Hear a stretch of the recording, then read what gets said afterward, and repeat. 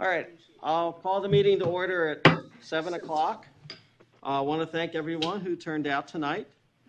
In attendance for the board, we have Rafia, Renee, Milton, Dick, Shari, Nancy, Lynn, Janet, Ginny, and Andy. And for senior staff, we have Susan. And Alan's on the phone. Remind everyone the meeting is being recorded and broadcast. And I kind of asked who was on the phone already. So, and I will remind everyone to please speak into the mics. One, for Alan's sake, but two, also for our audience, because it makes it easier to hear in the back. And anyone who comes up to talk, if you could talk into the microphone on the front table, that would be very helpful. Announcement of closed special meetings. I don't have any right at the moment. Approval of a, wait a minute. Oh, I do have a few. Sorry. There was a closed meeting of the audit committee on February 25th, 2020. In attendance, committee members Jim Young, Rafia, Renee, Tim Redmond, and Dick. The vote to close was 5-0-0. It was closed under section 1 and 4, discussion of matters pertaining to employees and personnel, in consultation with staff, personnel, consultants, attorneys, board members, or other persons in connection with pending or potential litigation or other legal matters. The meeting was closed at 7 p.m. and opened at 8:32 p.m. And the purpose was to discuss independent audit results.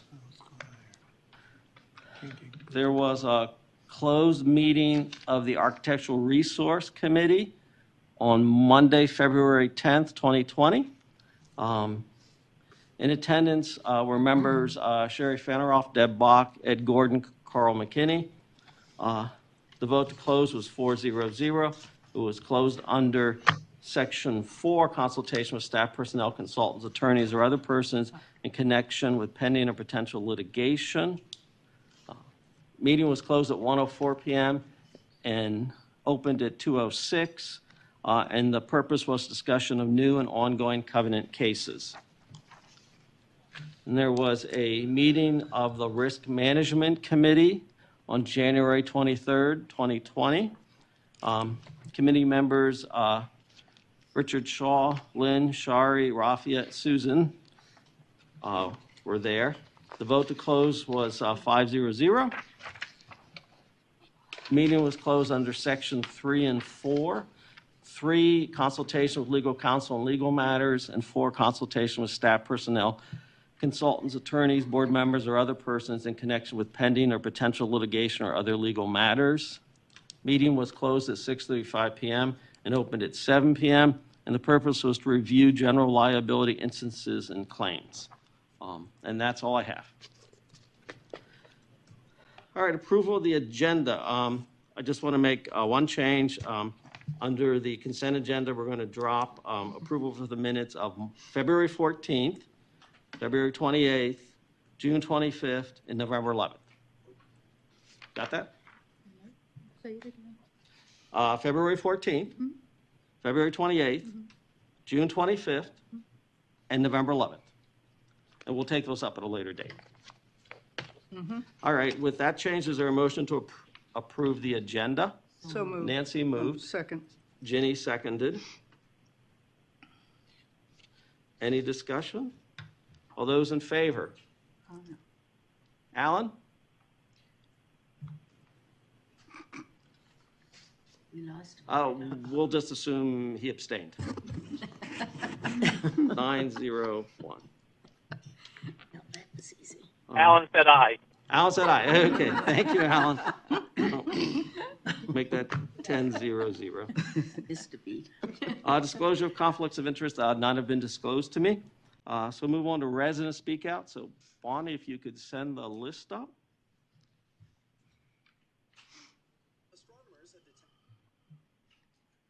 Here we go.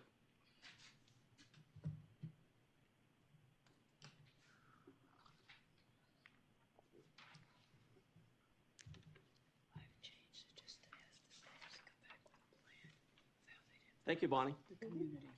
That's it. And we can deal with it in March. First up, we have Louis Barbier.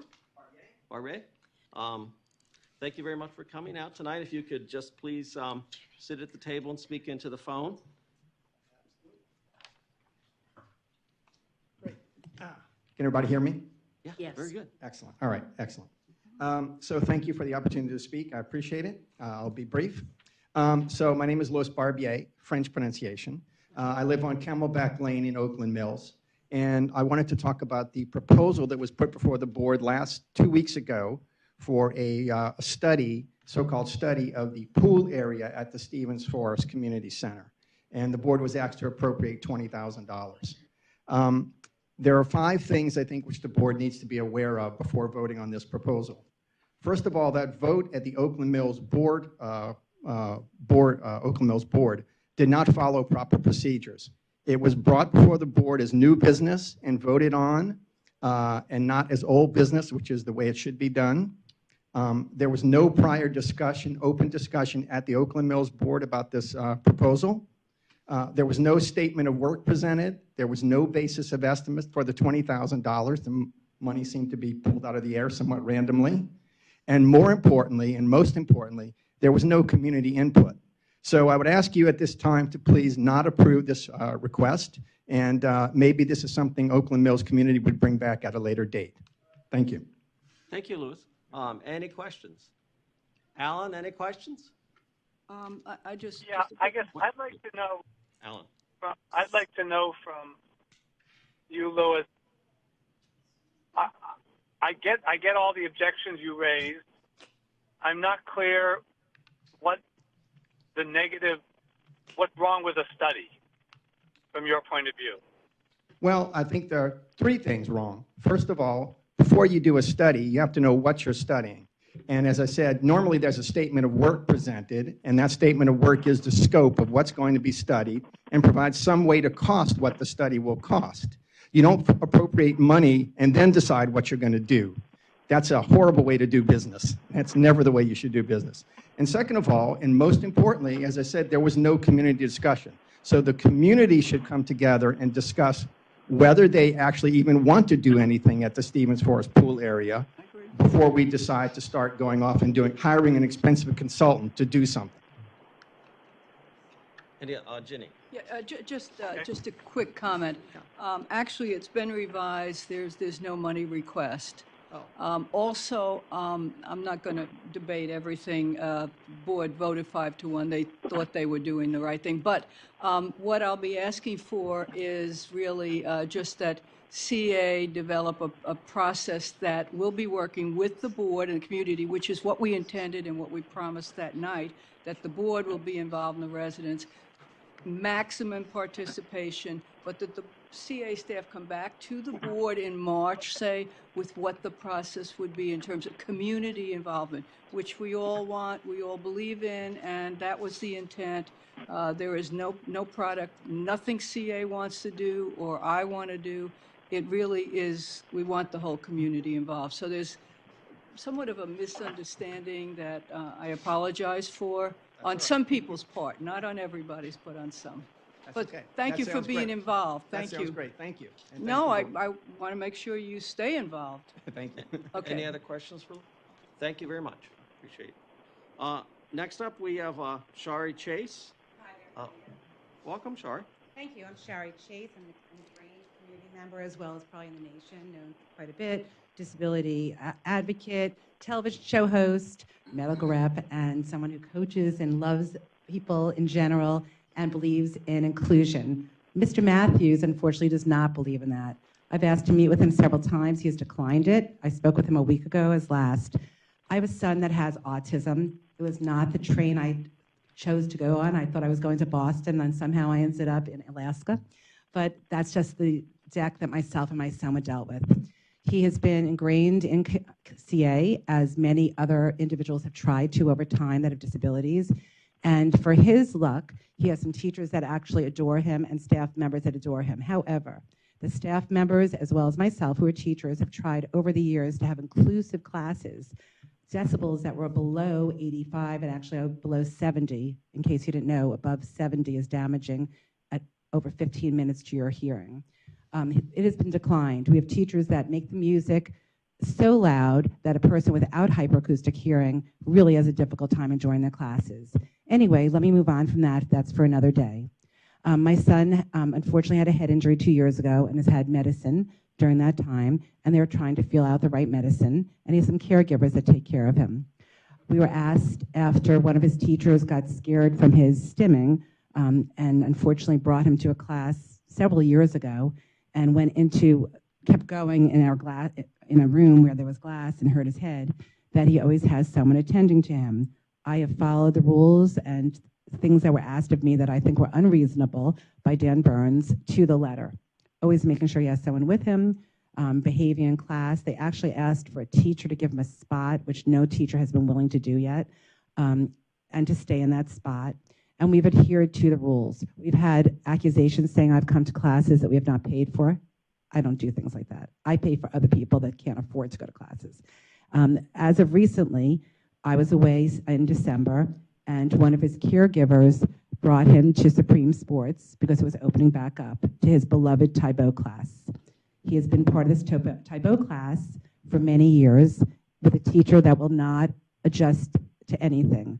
The music is very difficult to deal with. She's asked a stroke victim to leave the class because she could not keep up with the class. And she's asked me, when I actually had an injury, to leave the class because I wasn't moving quick enough. Anyway, end of the story is my son was in this class and got there early. The sound from the speaker sounded like a gunshot. There was a blast and a bang, and he and the caregiver and everyone else there got very scared. When they tried to go to the side to calm down, the music was put on at such a level that he got very frightened and started stimming. His caregiver said, "Squeeze me." He did. And when he did that, there was another sound. He held onto her hair, and then she and one of the other people that worked there brought him to the racquetball court to calm down. 3 weeks later, I received a letter saying he was being terminated. He was accused of hurting staff members, which never has ever happened.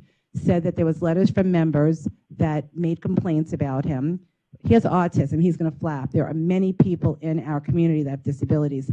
All of us, I look around here, and I'm sure everybody in our family has had somebody prejudiced against us. Well, they're prejudiced against us in CA for people with disabilities. We're all getting older. We're going to all have a disability. And this child did not do anything wrong. He has never threatened a staff member. He has never hurt a member. He does squeeze himself because he has self-injurious behavior, but he should not have been terminated. And the rudeness of Mr. Matthews to dismiss me, not to even have the courtesy to meet with me, I call for his resignation or someone to replace him soon. But the immediate thing is I ask my son to be reinstated. I am willing to go under strict guidelines instead of having caregivers come with him, which normally they don't. It's normally me, to come to choice classes where we could have quieter environments in a controlled setting, and also to take immediate steps to make sure our disabled and seniors are cared for and given opportunities in lower class environments with lower sounds, maybe into classes that move a little slower, not just during the middle of the day, but in the evenings when they could actually get to the class. I know I went a bit over time, but you've affected my family emotionally, my ability to attend to classes in the evening when I can, and also my other people in the community who are frightened to now come to Columbia Gym because they're scared they will also be terminated. Thank you. I know I went over my time, but you've cost us money too, because Lifetime Fitness welcomed my family to come there. So I am paying 2 membership fees now, and I ask you to open your hearts, welcome my son back, and I will make sure that he has never hurt someone, nor will he hurt somebody. On a different note, thank you for being board members, and we love being part of Columbia Association. But Mr. Matthews' letter has restricted my son to even walk here to testify today, to go to any facility. I live on CA property. I can't stay off of it. In the letter, he said authorities will be called if my 23-year-old son with autism comes on any property. That is sad. Please reinstate him. Thank you so much. Thank you, Shari. Any I'm questions? going to give my cards out just so you have my phone number, and I'd like all of your emails to send you the variety of interactions I had. And you're welcome. I'm sorry. Yeah, I you mean, can, we have a joint board email address. You can, if you do that, it'll go to all the board members. And what could be done? Because Mr. Matthews declined to bring this to the board. He declined to push it forward any further than his word. And, you know, he is not representative of the entire Columbia Association. I already have over 300 signatures of CA members. I was offered by various disability boards and attorneys from ADA to come today. I asked them not to stir the pot. I said, instead of causing animosity, I want to have inclusion. I've been a coach for so many years, and that is something that I taught. I've always said, find a way to include people. Don't push them away. And I would tell you, if you come to my family and in any situation I'm in, you never will be turned away. I will find a way to include you. Please find a way to include my son. Thank you so much. And what do I do now? I think there were questions. Sit still. Yes. Lynn? Yeah, I'm sorry, I had a little trouble understanding. I know you. it's so squishy. Yeah, your son is how old now? He's 23. He's 23. So my son is 23. Pardon? Lynn. Oh, Well, you me need to- use the Lynn, you need to microphone. use- Sorry, okay, fine. I think you're too close and I'm too far. We'll meet in the middle. We'll find a way to Anyway, meet. yeah, so your son is 23 and he's participated in Columbia Association activities. 21 years. Yeah, he's in. We're there 5 days a week. He goes to Miss Christie, who is the Supreme Court desk manager, and Tavia, the general manager, love him. He's in their classes. Reggie, Lance, the assistant manager, Eric, who they claim said he heard him or tried to, stood up and said it didn't happen. I don't even know if he still has a job anymore. But he's in Taibo on Saturdays. Then he goes right to Zumba. On Tuesdays, it's DanceWorks, and he actually teaches the class. He's brought up to instruct the two songs every time. Literally beloved. I'm sure there's people that don't like his existence because he stims. You know, I probably blink and I probably annoy people. Who knows? I talk too much and I probably annoy but other people like me. Just, you know, it's like anybody. But he's on Thursday classes, so he's in athletic center one night a week. Then he goes back to Zumba in Supreme another night. We're there 5 days a week. And he loves it. He literally is enjoying. And so now he's not allowed to attend any classes? Or even be on the facility property. He got a letter from Mr. Matthews saying that if he even comes onto facilities or property, they will call the authorities and arrest him. Okay. Is there any process to discuss this, appeal it? Mr. Matthews says, no, he shut me down. I mean, I thought it was disgraceful. I would never do that to somebody. I don't know. Yes. I'm asking you that back. Do you all have a process to help me out, please? No, I will say I have a grandson who's high-functioning autistic, so I understand, you know, he's in like some activities and he usually gets it. Once in a while he doesn't. Right. Sometimes I'm melted. They can't help it. Right. It's not deliberate. How long you said you have been Renee. members? 21 years. Wow. 21 beautiful Years. years. And, you know, he does everything from dancing at Clyde's to, he's been in camps, and he's never heard another person. He might seem to be a disturbance in some ways, and I try to we remove ourselves if there ever is like a time when he's having a difficult time, but he's never tried to hurt an employee, a member, nothing. Renee? I have two questions. Is your son one of the athletes through Special Olympics? Yes. Could you just take a second and tell us about that? And I Surely. have one other question. Yes, the Special Olympics as well as Howard County Park and Rec have wonderful recreation programs that are for individuals with disabilities. And it's not actually recreation, it's actually competitive sports. And I've offered for many years, as has other volunteers, to help bring those types of classes that wouldn't only be for a person with a challenge, but maybe for other people that maybe are not your typical athlete. Because we have a lot of people that would love to partake, and some of them are very intimidated. And it would be a wonderful way to bring understanding and inclusiveness, but Special Olympics is built on a volunteer basis. And what does he do on Monday nights? Okay, so Monday nights, he made Team USA for hip hop. He's representing the entire United States with our team. I'm the assistant coach. And there are 19 athletes that made the team. We competed against the whole first the state of Maryland, then the entire United States, and he's on that team. He also was selected to sing the national anthem at the bicentennial by the mayor of Baltimore. He was the closing singer. He has been invited to the White House to dance hip hop because hip hop is his thing. He was the mascot at Appleton High School till 2 years ago when he graduated and a varsity cheerleader. And performs on my TV show where I have touted the teachers of Columbia Association and our residents as being the most amazing, inclusive, and loving people that anyone could ever find. Okay, so that's my question for now, but I would like to make a comment that I think as a board member, I would like to see or understand better what the policy is for our special needs residents, whether they're Special Olympic athletes or on the autism spectrum, have physical disabilities, blind. What is our policy and what are we doing to be more inclusive? Now, that being said, I would like to take one more second and to thank Dan Burns for the Parkinson's class, because I think that's everything that Columbia should be doing. Agreed. And you also asked me something about Special Olympics. Something else is people are not turned away. And sometimes they have a meltdown of behavior and they understand just because that's just the way it is. I mean, in 2012, 8% of our residents were disabled. Now it's over 12%. I'm sorry. Rafia? Yeah, thank you for coming and sharing this with us. But I would like to get all the facts from other sides as well. If they, if your son have been a member for 21 years, obviously they have been very inclusive. Columbia Association and the policies have been inclusive. So I wanted to really get all the facts after 21 years, why all of a sudden they would be, banning this. I want to get all the facts. Was there any risks to other members, or was there any risk to the management staff, or whatever it is? So let us get all the facts. Please do. And we appreciate you coming and sharing it with us. You're welcome, But Ms. we Doogie. like to see the facts from all the sides. So I have letters from the 2 caregivers that were with him when he had gotten accused of incidences, and I did give that to Mr. Matthews, but I will send a copy to all of you gladly. I'm happy to do that.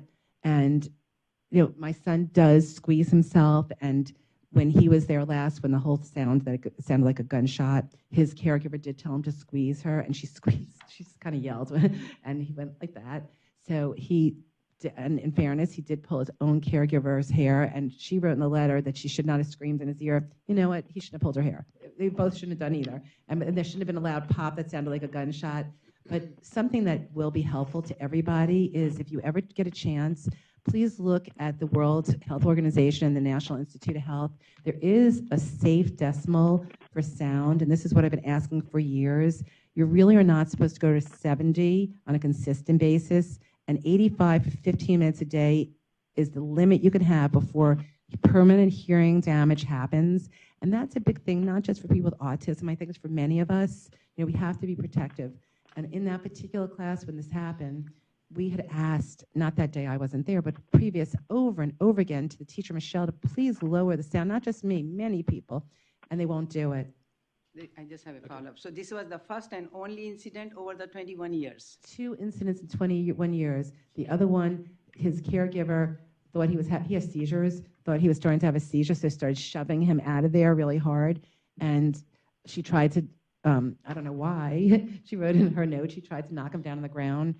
She had given him some extra medicine. I don't know why, whatever the reasons were, but she was trying to shove him out. And earlier in the year, in a note that I had from Mr. Burns or Mr. Matthews, I'm not sure which one, I don't want to misquote, said that he had an incident on this other day that he had heard his caregiver. I went to the caregiver. She has no reason to lie to me. I said, did that happen? He said, no, it's the opposite. I started shoving him. And then once that happened, of course, I needed to get him out of there. So, and this, again, is his own caregiver and himself. He has never, his teacher, Christy Myers and Tavia probably can speak for him, and Reggie. He's been in those classes, and they are loud, and he puts up with them. He has actually, just to be in there, he has noise-canceling custom-made earplugs and noise-canceling headphones because that's how loud it is.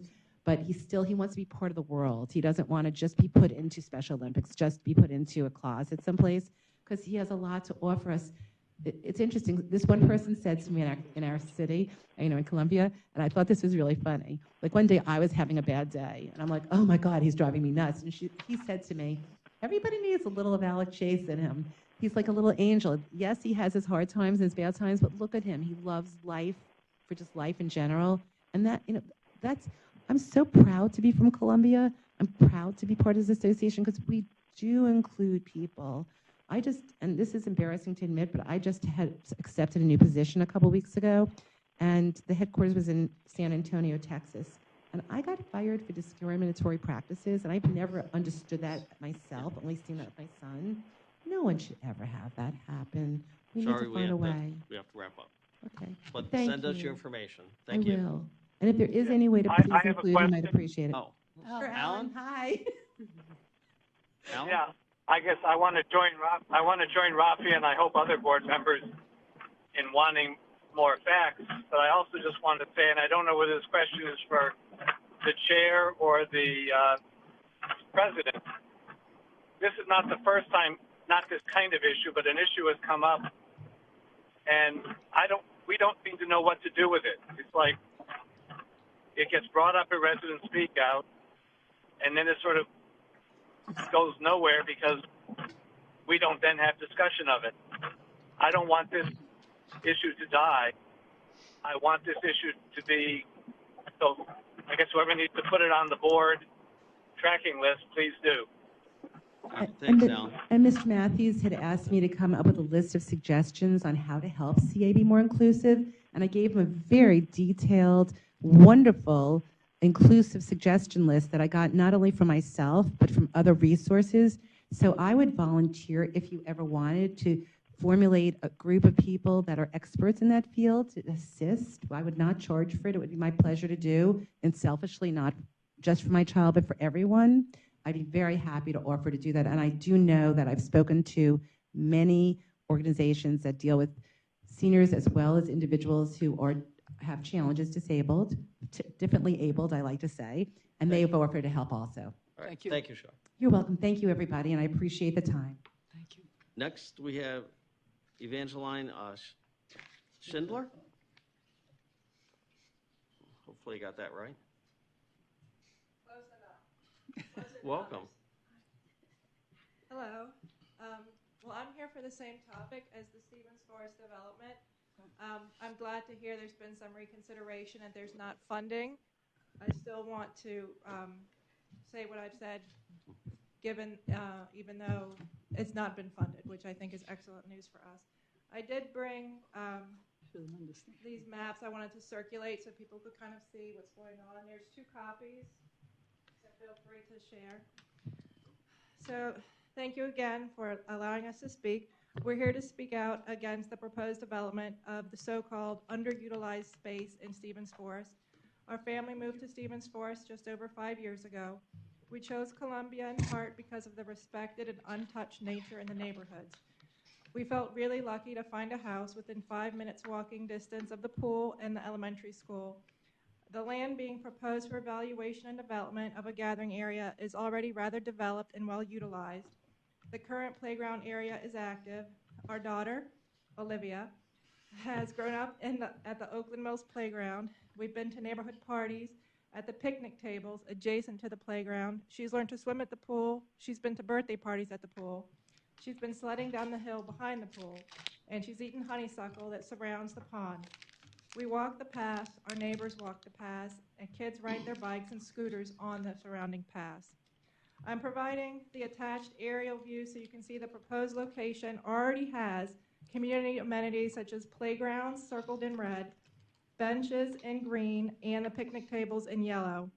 The land by the pond, which is the kind of dark blob here in the middle, and behind the pool are closer to houses than to a parking lot, which doesn't really make it convenient for community gathering space.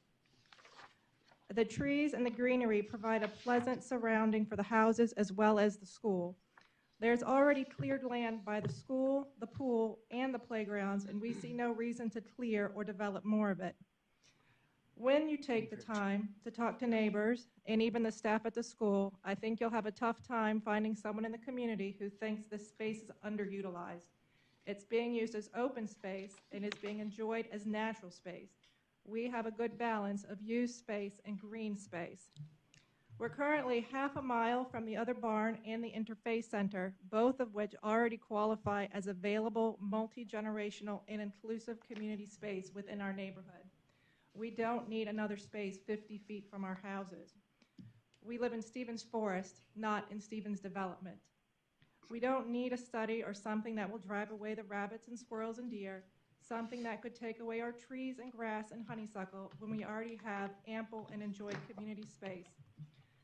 Rather than expend thousands of dollars of RCA fees for a consultant or contractor or the ultimate deterioration of our neighborhood nature, it would be better used to enhance the existing community space. For example, adding a shade structure to the existing picnic tables or adding lighting to the path when we walk home from evening events at the school, or to add a water feature to the baby pool or snack bar to our pool. Please use our fees for programs and staffing at the other barn. In closing, we want to remind you of the second goal of the development of our city, as stated on the CA website, to respect the land. Rouse believes strongly that there should be a strong infusion of nature throughout a network of towns, and that people should be able to feel the space of nature, all part of his everyday life. There's nothing wrong with the forest part of Stevens Forest. Please do not take it away from us. Thank you. Thank you. Any questions? Okay. Ginny? No. Well, I think you heard there's no money involved. Okay. But you just made some suggestions for what you called enhancements. That's the whole idea of this, is to allow others in the community in an organized way to share with each other maybe some ideas about some environmental enhancements, some other enhancements. And then, people come up with maybe supporting that in the community, maybe not. Maybe there'll be no change. But what I'm asking is, do you have a problem with a process that would involve all the stakeholders, the residents in the community, the village board, and everybody involved in doing what you just did, which is make some suggestions for maybe some enhancements? This is not an area where you're going to go in and be a huge development. No, I live in the community. I live near there. Do you have any problem with other people having a chance to do what you just did? And you continue to be involved in doing it. And your daughter, she may have an opinion on some things. In fact, I think she does. She's sort of looking like she wants to say something. No, I definitely don't have a problem. Probably about the pool, is that it? Or maybe there's some sort of equipment that you think, we really missed it. We don't have that here, and it would be fun. So that's the whole idea. That's really all we're trying to do. I also agree. I agree. should say I am. I think that would be fine to give the rest of my community the opportunity. I think, like Louis spoke, this was not at all publicized to our community. So I feel like it's taken us by surprise. And I know you just proposed maybe to revisit this in the future in March, which is right around the corner, which I think is maybe we would need more notification. No. Sorry, misunderstand. Ginny, no arguments now. No. I'm trying to correct a misunderstanding. I don't mean, what I'll be proposing is that the staff come back to the board with a process working with the village, et cetera. I don't see this process actually taking, if it's approved by the board, for a process that would involve everybody, I don't see that actually happening till the fall, because you don't want to do anything right away. You don't want to do anything in the summer when people are on vacation. Exactly. You want maximum involvement of the community, which would start in the fall. And that's when the community would have a chance to say something. And I would recommend it be advertised in the quarterly absolutely. newsletter that gets mailed to us, because we do read it when we get it in the mail. Rafi had a question. Yeah, I just want to wrap it up. That when request came, it was shocking to us also, because it hasn't gone through the process. It was shocking to me because we have had some sessions and working with all the villages and looking into everything. So it did not pass through this board. So you can be at rest, and whenever the board will decide whatever they do, they will involve the entire community and they will do their due diligence. So this is why it did not go through and it failed. All right, thank you. Sure. Thank you. Any other questions? Alan, any questions? Thank you. Thank you. That's all I have on the list. Anyone else? Thanks, Olivia, Donna, I for wanna thank coming out, everyone for Olivia. coming out. We're going to Thank you, continue with Olivia. our agenda. If you could just pass it. All right, consent agenda. Hold on. That's the easy one. Board votes. Okay, going on to the fiscal year 2021 capital budget. Okay, so, is there a motion to approve the proposed fiscal year 2021 capital budget? No, my turn. May Yes. I? Thank you. Okay, so I would like to move that we amend the budget, the operating budget, to include the downtown partnership. Wait, that's operating. It's a capital budget. It's capital. You're doing the capital. Just Oh, cap, okay. I'm sorry, we're doing capital first. Oh, we're good. Okay, I'm Well, sorry. well, wait a minute. I have a question. Yes, So the Janet and then neighborhood funding, you have to make a motion. well, I have to make a motion before I ask for Oh, yeah. clarification? Okay. Um, I move that the neighborhood funding be reallocated to where it was originally allocated to the neighborhood centers in Long Range, based on the conversations surrounding the village center, neighborhood centers, and it was made a generic neighborhood center fund when it was originally started as funds to support 2 of the aging and neglected neighborhood centers in Long Range. Second. Can you specific, which neighborhood centers Park and specifically? Jeffers Hill. Park and Jeffers Hill. Yeah. Sure, sorry, that was really long-winded. I move that the funding allocated for the neighborhood centers be specifically allocated to the renovation of Jeffers Hill and Locust Park neighborhood centers.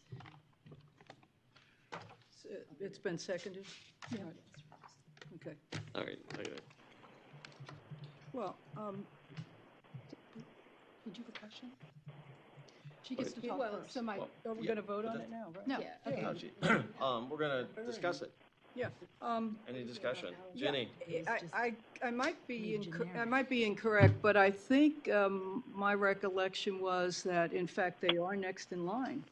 They're next in Is that line. So correct? this board decided, I was on the phone in the airport when it happened. No, I mean, that's why I'm supporting it. Yes. That's- We So decided to. that, this board decided that it would be made generic Right. until we had the neighborhood discussion. So I think we've had the neighborhood discussions. I believe the entire board agreed that we would not be closing neighborhood centers, and so therefore, I would like to reinstate that funding for the centers that it was originally designated for. Andy. We need to second that motion. I so did. we- But it was already did. seconded. It was. Seconded. Janet made it and Renee was seconded it.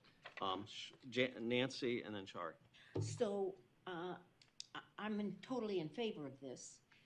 The only thing is, I don't know that we voted that we're not gonna close any neighborhood centers. Did I miss this important vote?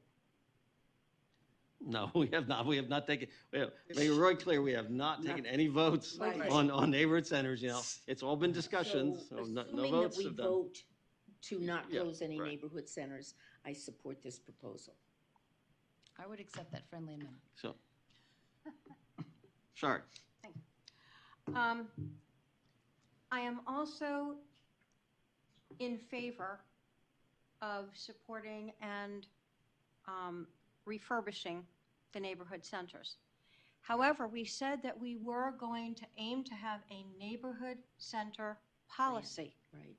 And so this is, I'm fine with Locust Park and Jeffers Hill being the next ones up, but we don't yet know whether we need to establish parameters, what we are going to do about the issue of making things available as far as disabilities are concerned, what we're going to do about bathrooms, how much change to a basic structure we need to do if we're going to punch out walls or we aren't going to. I mean, I think there are some thorny questions that we still have pending here, which makes it hard to vote without knowing what the financial commitment is, and without having a policy. I would like to see the board finalize a neighborhood center policy so that those communities can move forward and we can get to the rest of them, the ones that are in line. Right. I agree. Any other discussion? I would just like to point out that the financial Yeah, implications this of is those Alan. particular neighborhood centers are what is in the budget, because that's what was budgeted for. Alan? Yeah, I'm not, couldn't hear what, if that was Janet who just spoke. But, Alan, you're breaking up. well, I'm stopping because I thought I heard somebody else speaking. So, I guess I would like to hear from Janet what's the advantage of doing this over doing what Shari just spoke about. Because part of the reason those neighborhood centers are in the state that they're in is because the renovations for them have been continually put off. And I am concerned that at the speed that this board moves, it will take forever to ever get a policy, and those renovations will be put off even further. So we've already waited years for these, and it's frustrating to me because we move very slowly and we are not decisive. And so as a result of that, I don't feel like waiting around for a policy is the best option for moving this forward. We do have 550,000, Got it. is it, in Thank the you. budget? I think it's a Andy, half a what million in what the. page So- are we on here? Page 169. And we brought Dennis up, so if you look on page 169 in your budget, and thank you very much for bringing your budget books. So it's also just summarized on the screen if you, as Okay. other budgets Right are there. being referenced. So what you see is 387,000 in 2021 and 161,000 in 2022. So Dennis, the original proposal, those numbers came from Locust Park and Jeffers Hill? Correct. Okay, so Locust Park in 2021 and Jeffers Hill in 22. 22. Okay, just want to double check. So, yeah, all told, we have 387. Half a million. 548,000 150. Close set enough. aside for neighborhood centers? No, that's Amherst Yeah. House. Wait a minute. Dennis?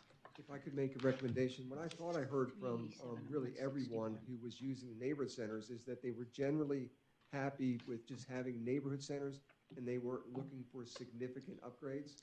And what I would propose, if you approve this, is that we would look at the neighborhood centers that way and then see what had to be done and then go to the village boards or the CA board, whichever is appropriate, with a list of those items. We wouldn't create it wouldn't be a Taj Mahal, but it would be a very, very workable, clean, durable building that serves the purpose that I heard people wanted to use them for. And so it's not going to be Corian countertops and high-end floor finishes, but I didn't hear anybody say they wanted that. No. They wanted space Right. And durable. and durable, yes.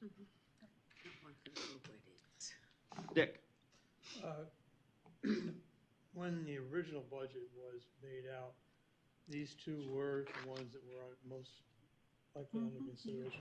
Speak louder, please, Dick. Why were the two that were originally selected selected? Why did they get priority? Based on existing conditions of infrastructure, like for instance, off the top of my head, I know Locust Park has some HVAC issues that were set aside pending the study. So I know that one has to be done. So at this point, these would be the two you'd probably go Absolutely. after first. Yes. Okay. Sorry. And then Rafia. And for both of these, do they need new windows, for example? Do they both need new HVAC systems? I mean, is there some way that we can get some benefit by, putting in all roofs at one time, or all windows at one time, or floors at one time, or there may be a. What's interesting, as you talk to contractors and say it's going to, you might as well do it all because it's going to be cheaper, and then you get the price, and it's all based on square footages. It's never cheaper. It's really almost the exact same price, unless you're doing really small jobs. These aren't that small, but it's this drywalls per square foot, windows per window, so it really isn't a lot of savings by doing like all the windows at the same time. And we do group roofs together when we go out to bid. I think I've got 2 or 3 that we just released on smaller buildings. So we try to tie them together, but what we found is even though people say there's savings, it's almost always done on a square foot basis and there's hardly any savings. And would both of these have to be closed while all this renovation is going on? Yes. Is there any other neighborhood center in Long Reach? Janet, is there another neighborhood Luck. center? Phelps in- Luck. Mhm. Phelps Luck. Okay, so things could be transferred over there while this work is being done, or is Phelps Luck Yeah, pretty that, much rented? I would have to investigate that. Or meetings at Stonehouse. Phelps Luck is rented, it has a Alright. daycare in it currently, but. Rafia's next. Yeah. Rafia, Susan, and Ginny. I'm pretty sure that, what just Dennis said, that's exactly what I was thinking was with the solution until the, full policies developed on the neighborhood center. However, I do believe that when there is a need for HVAC or those necessary, capital, not maintenance type of things, that CA always takes care of it no matter what. We do, but so if you schedule an HVAC replacement, you can a lot of times get a better unit that's more economical to run. Right. If you just keep maintaining a unit and it goes down, Right. you got to fix it.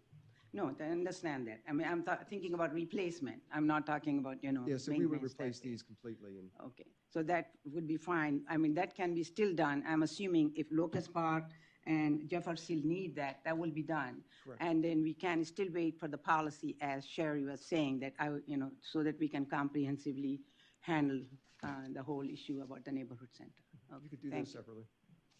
Susan. There was some description provided back in October in the pre-budget works book that describes this. So for Locust Park, it's A&E and construction. For full building renovation.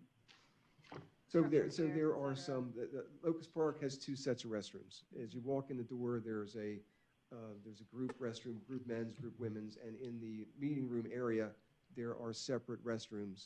So, you look at, do you need 5 toilets for men and 4 for women? So you look at those kinds of things. What's with your And population? maybe this can be pared down, although these numbers are now a couple of years old.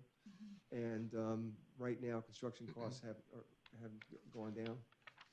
But those are the kinds of things have not gone down. I was gonna say. And of course, if the coronavirus, Oh, there we go. maybe I can save some money, but. But so I would look at those kinds of things. I would look at, whether or not they really need, because last time I went in there, those bathrooms were locked off. So it appears to me they're not using them at all, or even if they are, maybe they don't go back in with 3 stalls for men and, 3 for women. Maybe they go back in single-use restrooms. And so, where can we make some logical decisions about maintaining the buildings for the use that, for just durable buildings that are meeting places for residents. Anything else, Susan? Ginny? Yeah. If I understand the budget, there isn't an issue of losing the neighborhood centers. The first one would be this year, it'd be Locust Park. Correct. Then the following year, so you've got Jeffers Hill open, you got Phelps Luck open. Then the following year, you do Jeffers Hill, and Locust Park would have opened. So Long Reach should have 2 neighborhood centers functioning, right? Yeah, I think the issue is they might actually have 4 daycares, because I think they have 2 in Phelps Luck. It's a big building. Wow. 2 separate wings. Right, that's And then beautiful. 1 in Jeffers Hill and 1 in Locust Park. So it might be that the 1 in Locust Park would have a delayed opening. I'm not sure we'd be able to start the They're work moving this to Talbot summer. Springs, nothing It's, going on. it's already March. Well, I don't know if you remember when Longfellow, you were renovating that, and you We moved went them to to Talbot Talbot Springs. Springs. Talbot Springs is still vacant. I'd welcome Janet's people over. Well, to- that's well, we can not for the solution that, but board, I'm that's not for the supportive board of- Yeah, to let's skip decide. I mean, I'm just, yeah, just an if we idea. go ahead, Get in the weeds. CA, as Dennis said, we'll work with the village to figure out all that. Renee? Dennis, I want to thank you for saying that you'll go back to the villages with whatever design plans you come up with for their input. I think that definitely opens another door, another form of communication with the villages that's sorely needed. So thank you for that comment. All right, so the motion we Can have. I get the cue, please, Oh, Andy? Alan, you're next then. Andy, can I get the cue, please? Alan, you're Yeah, next. I guess I want to make sure we are talking about board level stuff. You know, when this happens, what the finishes are, that's operational. The question I want to ask, I'm not sure if this is a Dennis question or a Milton question, is if this amendment to the budget passes, will this end up costing CA significantly more money overall in terms of village center renovations, or will it get in the way of creating neighborhood center renovations, excuse me, or will it get in the way of creating a neighborhood center overall policy? I mean, a village center, a neighborhood center overall. That's what he, Yeah, that's what Neighborhood center. But whenever I said village, substitute neighborhood. If I could take a step back, we're not going to get to this summer. Just thinking about the schedule, by the time I hire an architect and engineer and meet with the village and get the work scheduled, it's logically going to be really probably next summer before this work were to start, which would give the board time to think about policy, and I'd be willing to put some things on paper based on the discussion that we just had. And I agree. With the fact that we were doing those two built neighborhood centers get in the way of the board, you know, somehow mess up the data or mess up the ground, make the policy on.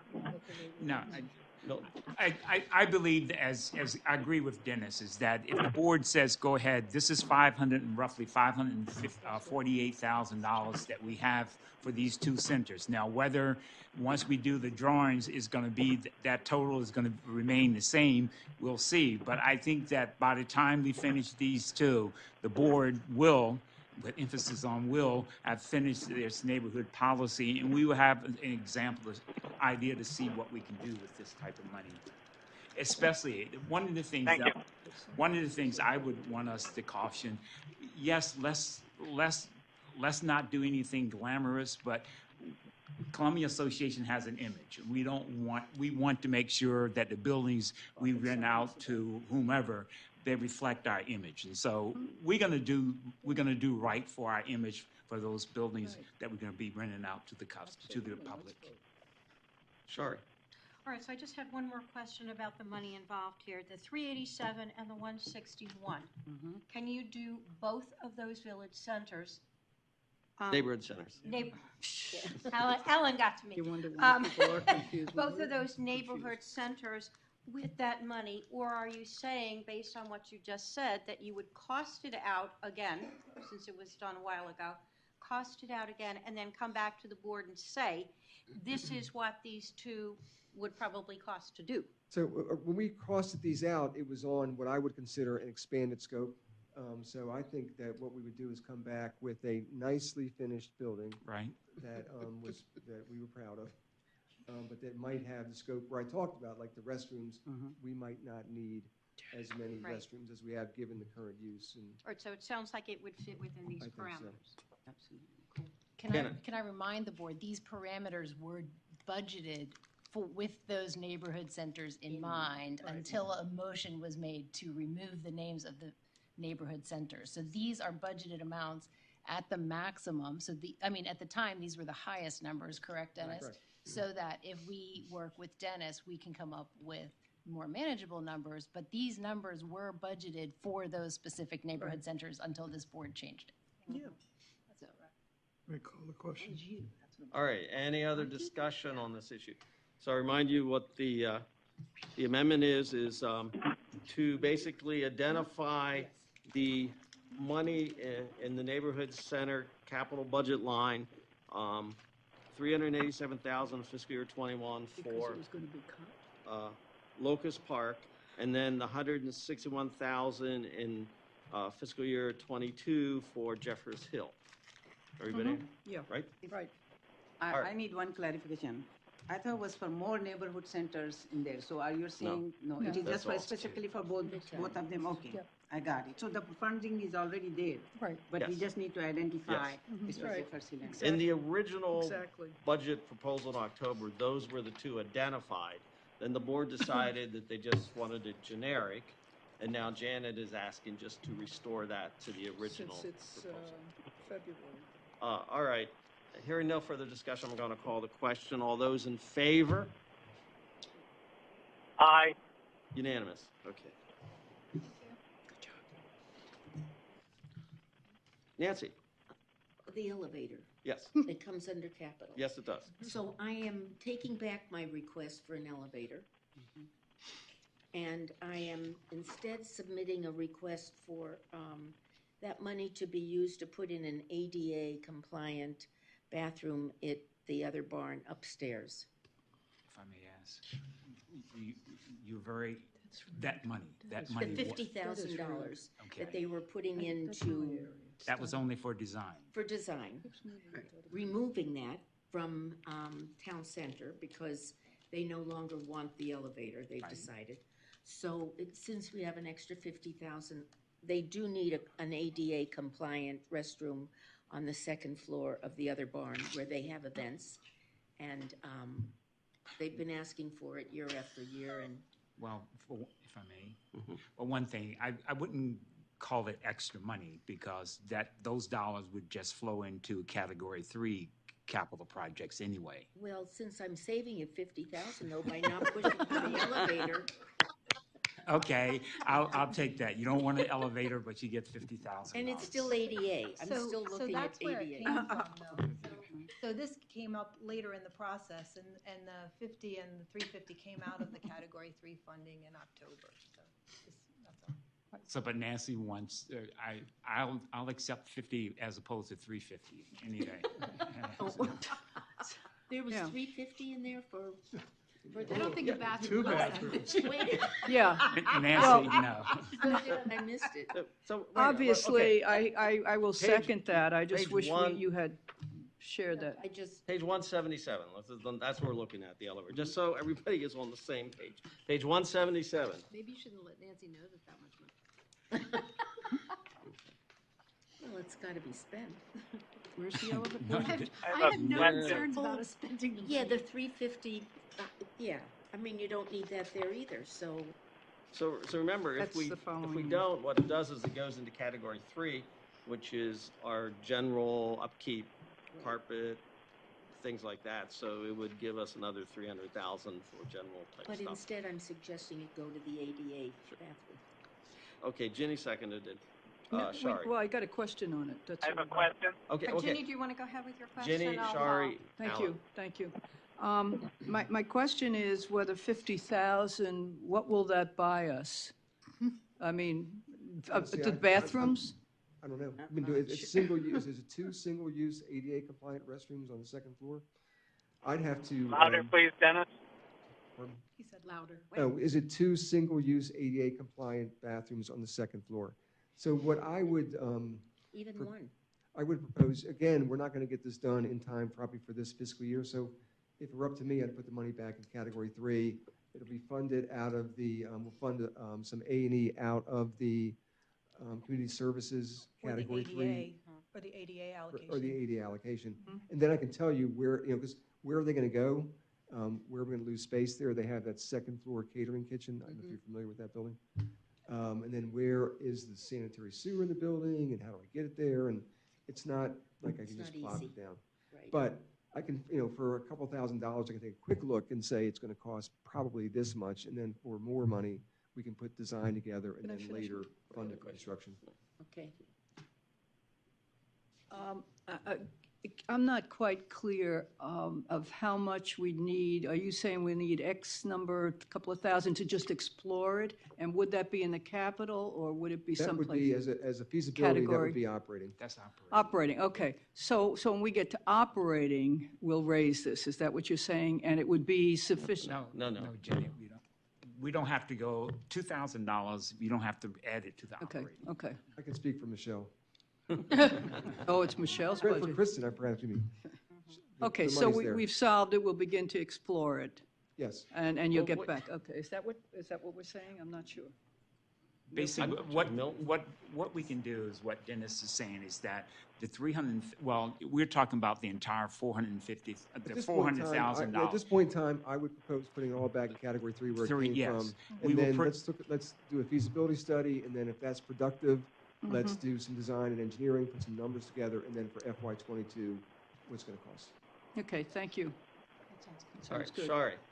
Yeah, the other thing I was going to say is, the thing about about putting it in category 3. There's lots of stuff that comes up within the next 2 years. We have all kinds of renovations and things that have been stacked up. It's like planes over Kennedy. And so we all will be discovering all kinds of things within the next 2 years. And it really helps if we think of that as being in that larger category 3 pot, so that these things can be pulled quickly if a project has to be done, and depending upon what you find as you go through more of the facilities. So I'd like to ask that go to category 3. All right, Alan? Yeah, my main question was already answered.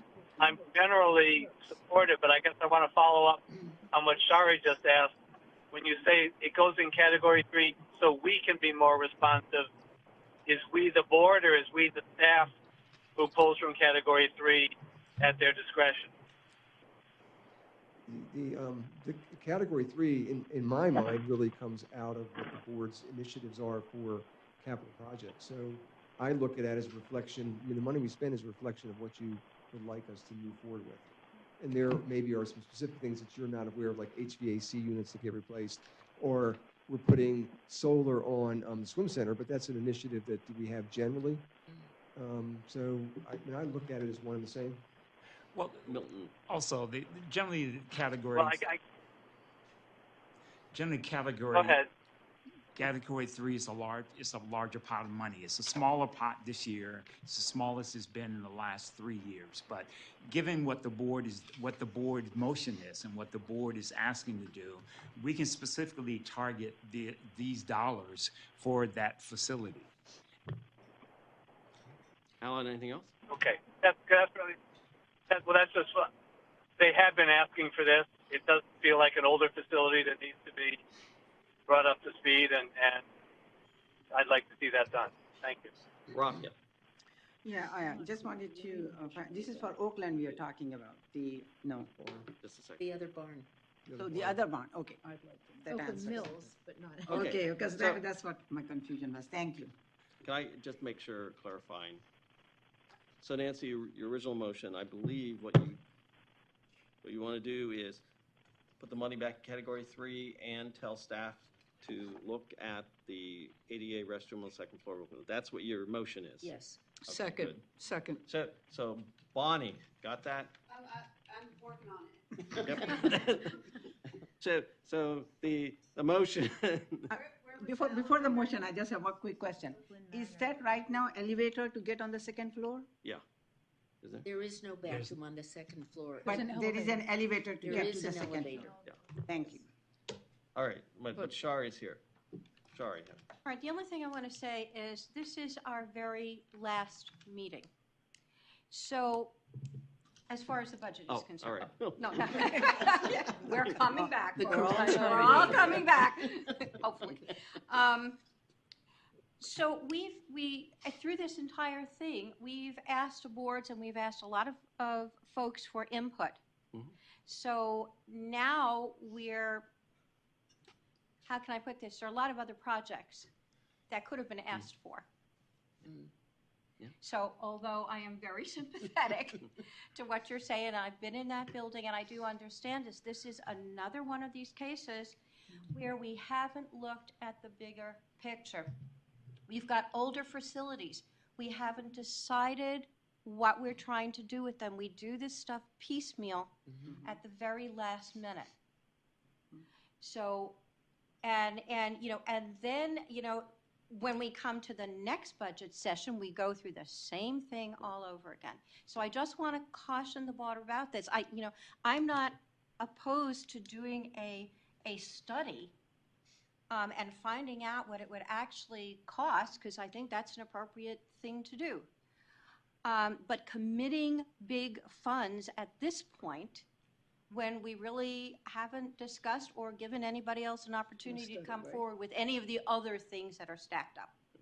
So I would like to make an amendment, basically, to say that these funds, we want to study, but going forward with the project has to come back to the board before any further. All we get in is a study, but you don't proceed beyond that point until you come back and get the, I want to make that, that's a friendly amendment? After today, I mean, after this issue, fine. My concern is, just as Janet said, this is worse than turning an oil tanker in the middle of the ocean. And to get these things, I mean, our studies go on. How long have we been on neighborhood centers? And I feel like we've made very little progress, to put it mildly. So I'm very concerned at the lack of speed with which we handle anything. I agree with the concept of a study, but I don't agree with them going on ad infinitum. I would just like to say that I believe staff generally is fairly quick in doing studies. Yeah. The board is not so quick in making decisions. Actually, no, I'm not blaming the And staff so at all. if we let staff do the study, it's probably going to get done. It's clarification, please. It's not a study. He's just going to do an assessment. Yeah. Right. And An assessment of the assessment facilities. is like it's a very preliminary facility assessment to determine out what he can do. We don't call it. It's not a study. Okay. Yeah. All right, any other, Ginny? No, I actually agree with Milton.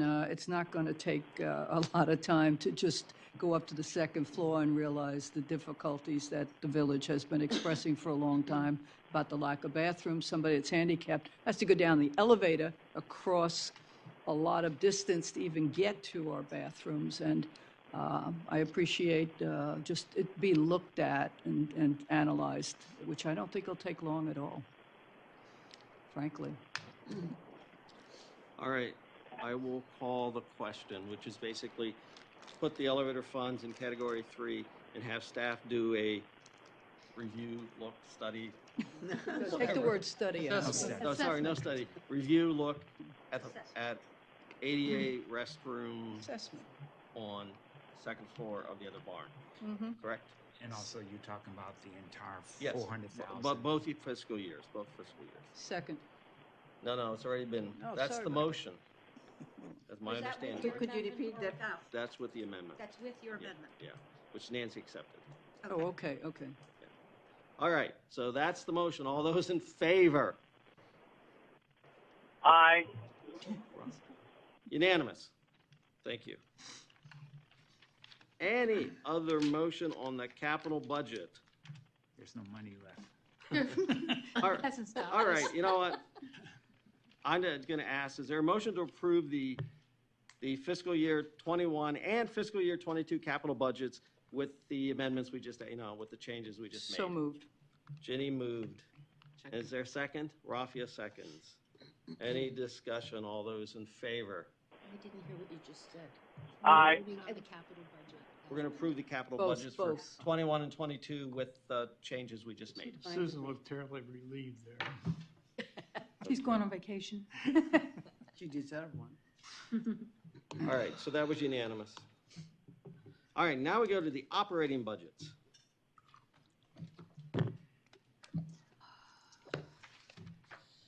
All right, is there a motion to approve the fiscal year 21 operating budgets? Okay. Yes. I Renee. move to approve the operating budget for the next 2 years with the following amendment. That we add $200,000 per year to the Downtown Columbia Partnership. Okay. With the provisions that 60 tickets for the 5K be sent to children of free and reduced meals, and Phil and I will talk about the phone numbers. And that Phil try, I'm just going to put the word try, to arrange transportation for families that could use some transportation to the Books and Bloom event. And, pardon? And Lake Fest. And that Phil come back at least quarterly to the board to let us know what's going on. I'm not sure I got it all. I've seconded already. Yeah, well, okay. Amended. At $200K for Downtown Columbia Partnership in each fiscal year with 60 tickets reserved for 5K for free and reduced meal students. 5K for free and reduced.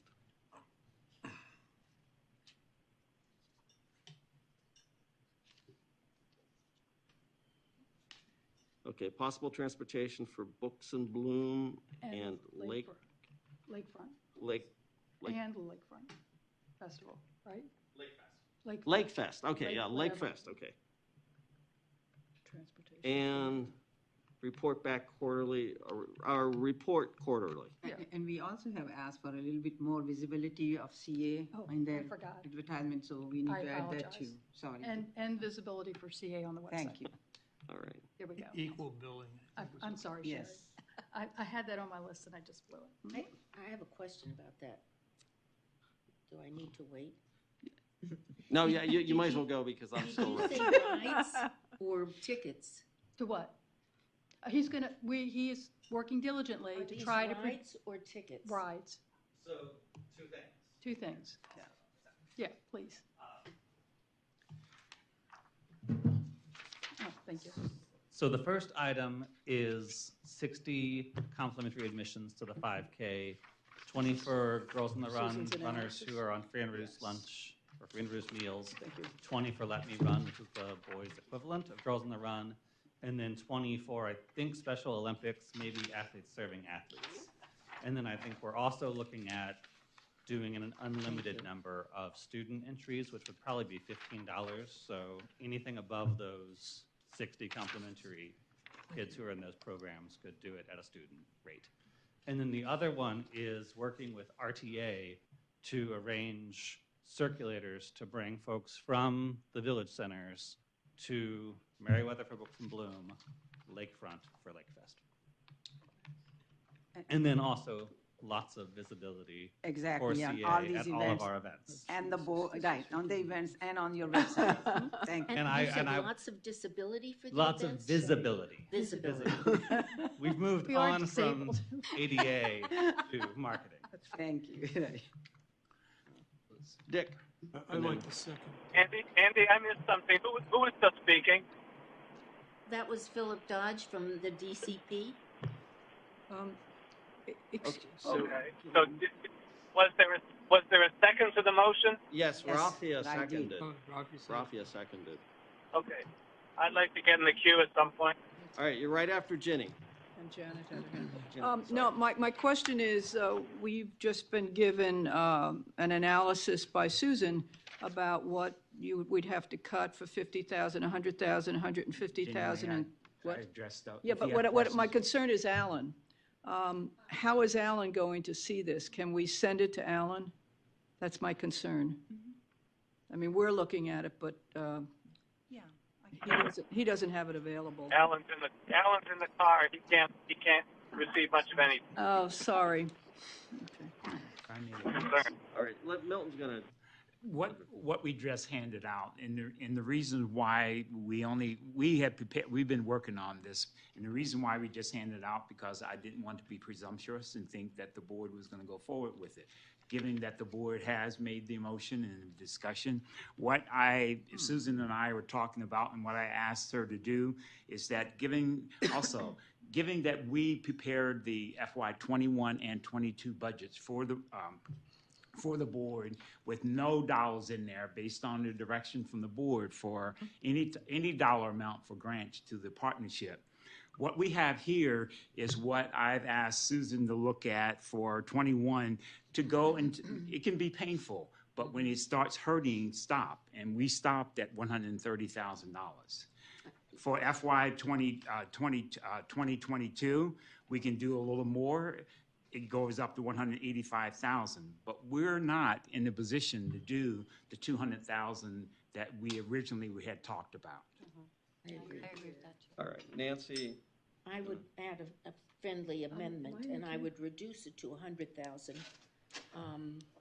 Because this is so late and because it was not done in a more timely fashion, I think that at this point for us to go in at 100,000 without doing any serious damage. Well, Nancy, in 2021, as I said, this is the 130 is pain, but it's not overwhelming pain. I don't want to be in pain. That's why I'm saying Well, we do 100,000. all budgets. All of our budgets are in pain. I'm not being Would flippant, she it's be just the way it is. I 85,000? understand. That's why I'm saying 100,000. Janet. So I'd like to echo what Nancy said last week and what Sherry just said tonight about introducing large budget items at the last minute. I think it's agree. late in the game. We made this choice and decision. We based it on the board position that we have not had an adequate representation on that board. I don't see that changing despite what some people seem to think. I've seen no evidence of that in the past few years. I don't expect that to change. And this is a large dollar amount that hits the bottom line at the last minute. Dick and Lynn. Well, there have been changes. What happened is, I used to be opposed to these grants because I thought we were simply providing marketing money to Howard Hughes. And I didn't like the way it had been pushed into the budget in ways that were very difficult to remove it. But there's been a huge change, and that is Howard Hughes has met their SEPA requirements. So they're losing the members that they have on the board. I understand why. I'm still talking. So they have lost those people they had on the board. The board's been revised. We have Barbara Kellner, who is on the board now. There are some other members who I think are more sympathetic to what we're trying to do. But the key thing here is the most important thing that's happening in Columbia today is the development of the downtown. And we need to be a major player in that. We have to, we can't let other people take this over. And the downtown partnership is going to be playing a large role in that. So my feeling is, with the changes in the board and with the critical importance of what's going on downtown, we need to be have a major seat at the table. And so that is the rationale for providing this money. And the thing is that when we were originally changing forming the budget, the reason that we, at that point, did not have the allocation for the downtown partnership is because we had not gotten any confirmation that the board was going to change or who was going to be on it. That's since been resolved, and so at this point we have an opportunity to make that decision. All right, Lynn is next.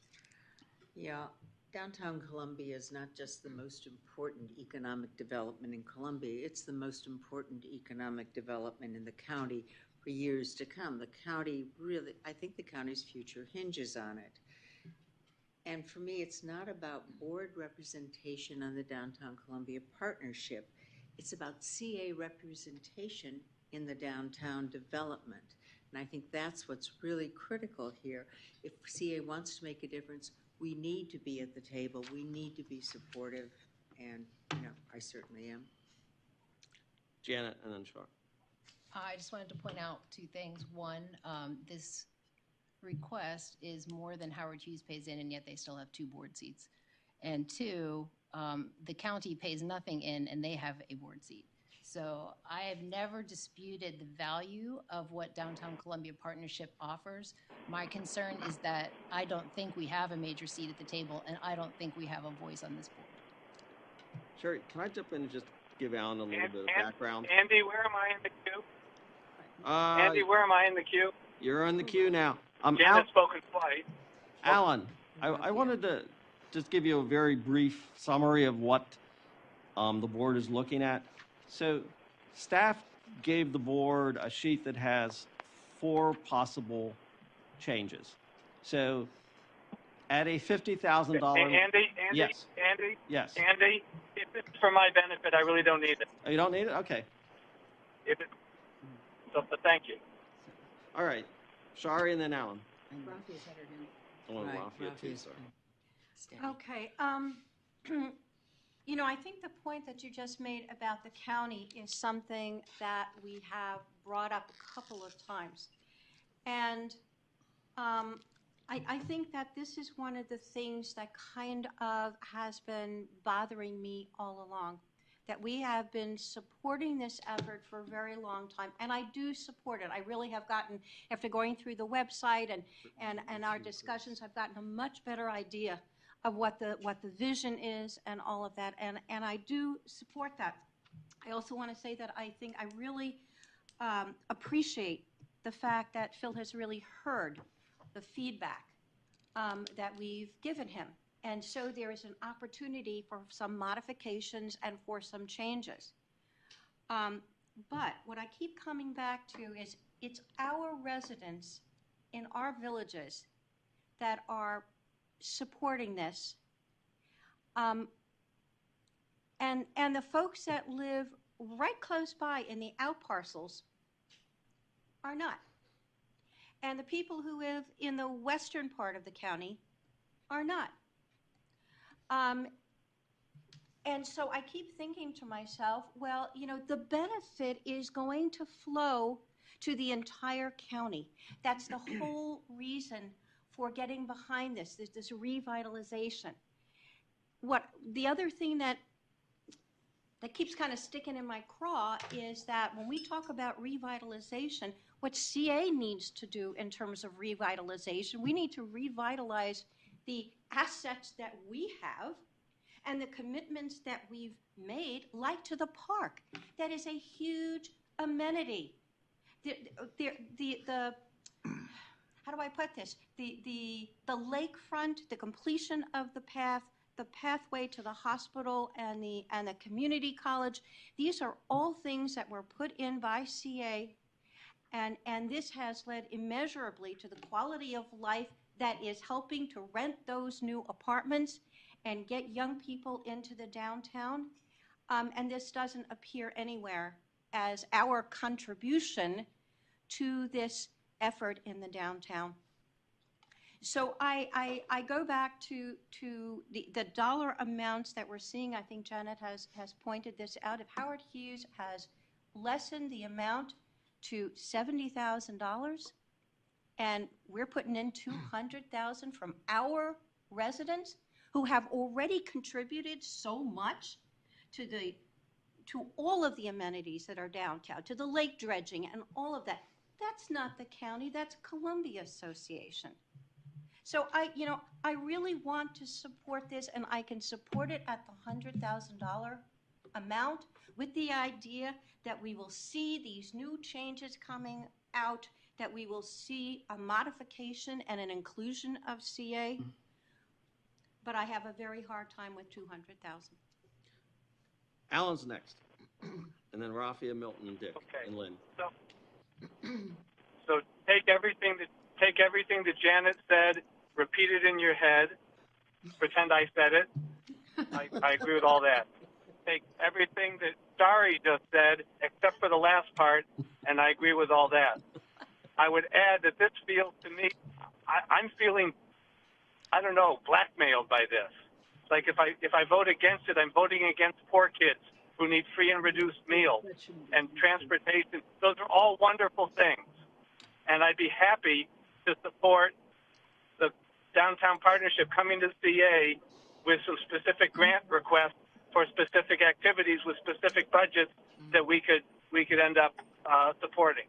But just to send money over there because there's a promise to do these wonderful things at this late date, not for me. I'm going to vote against this amendment. Raffia. And I guess, what? I hear you all, and you all have wonderful points, each one of you. But I also remember the 70s when Jim Rouse put a lot of burden on those of us who hasn't even moved here. We had a lot of money in the advertisement of the new planned community. I also know that right now from the downtown area, we are receiving a $1.8 million in annual revenues. So to me, I don't see as the Downtown Development Partnership as them, or they are working for Howard Hughes or any other corporation. I see that as a benefit for all of the residents, the quality of life for all of us, having a well-planned downtown. I do agree with that I was not happy with the visibility CA got for its money. And that's why, I was saying that, I don't care which event it is, so that everybody knows that CA is contributing significantly towards that. I wanted to see from website to everything. And to me, if we are saying to give them just a part of this and not that, it won't do it. In other words, in order for them to do the job, it's very important for them to exist and do what they need to do for the planning of downtown, for any good, successful cities in the country. Those are the ones which they have a development, and I'm happy that CA doesn't have to alone get involved and hire people to do that. So I am happy that there is an organization which is doing that. And also know that the revenues are going to be coming to CA, which will benefit CA and the county and everybody else. And I also thought that Milton was, one of those who was there representing CA. Was I wrong? I'm on the partnership board. Yeah. Okay. Well, the If position Milton is there, he is our lead. I have a lot of respect for, it doesn't have to be me or you. Our representative is there. So I think it is very important for us to think about it. Why was that so important for Jim Ross? We always say that how wonderful those ideas that were, and we need to put them in practice.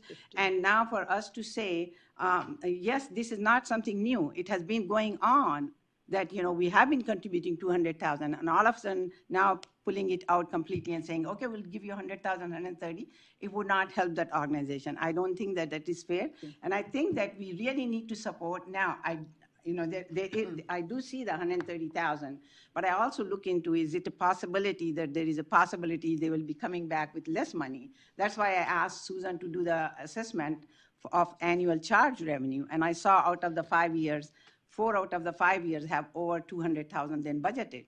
So there is some extra money, which I don't see it on the savings slip yet. So what if the annual charge is coming higher than that from the downtown area? That may make it.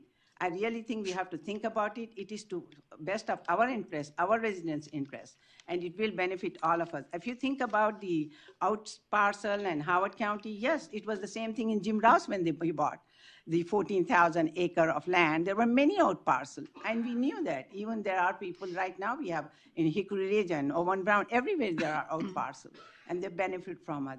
So I really think that please sincerely look into it, and if we are going to try to support this, because this will, in the long run, if we have a vision of downtown being a very beautiful downtown, a very successful downtown, then we really should support an organization.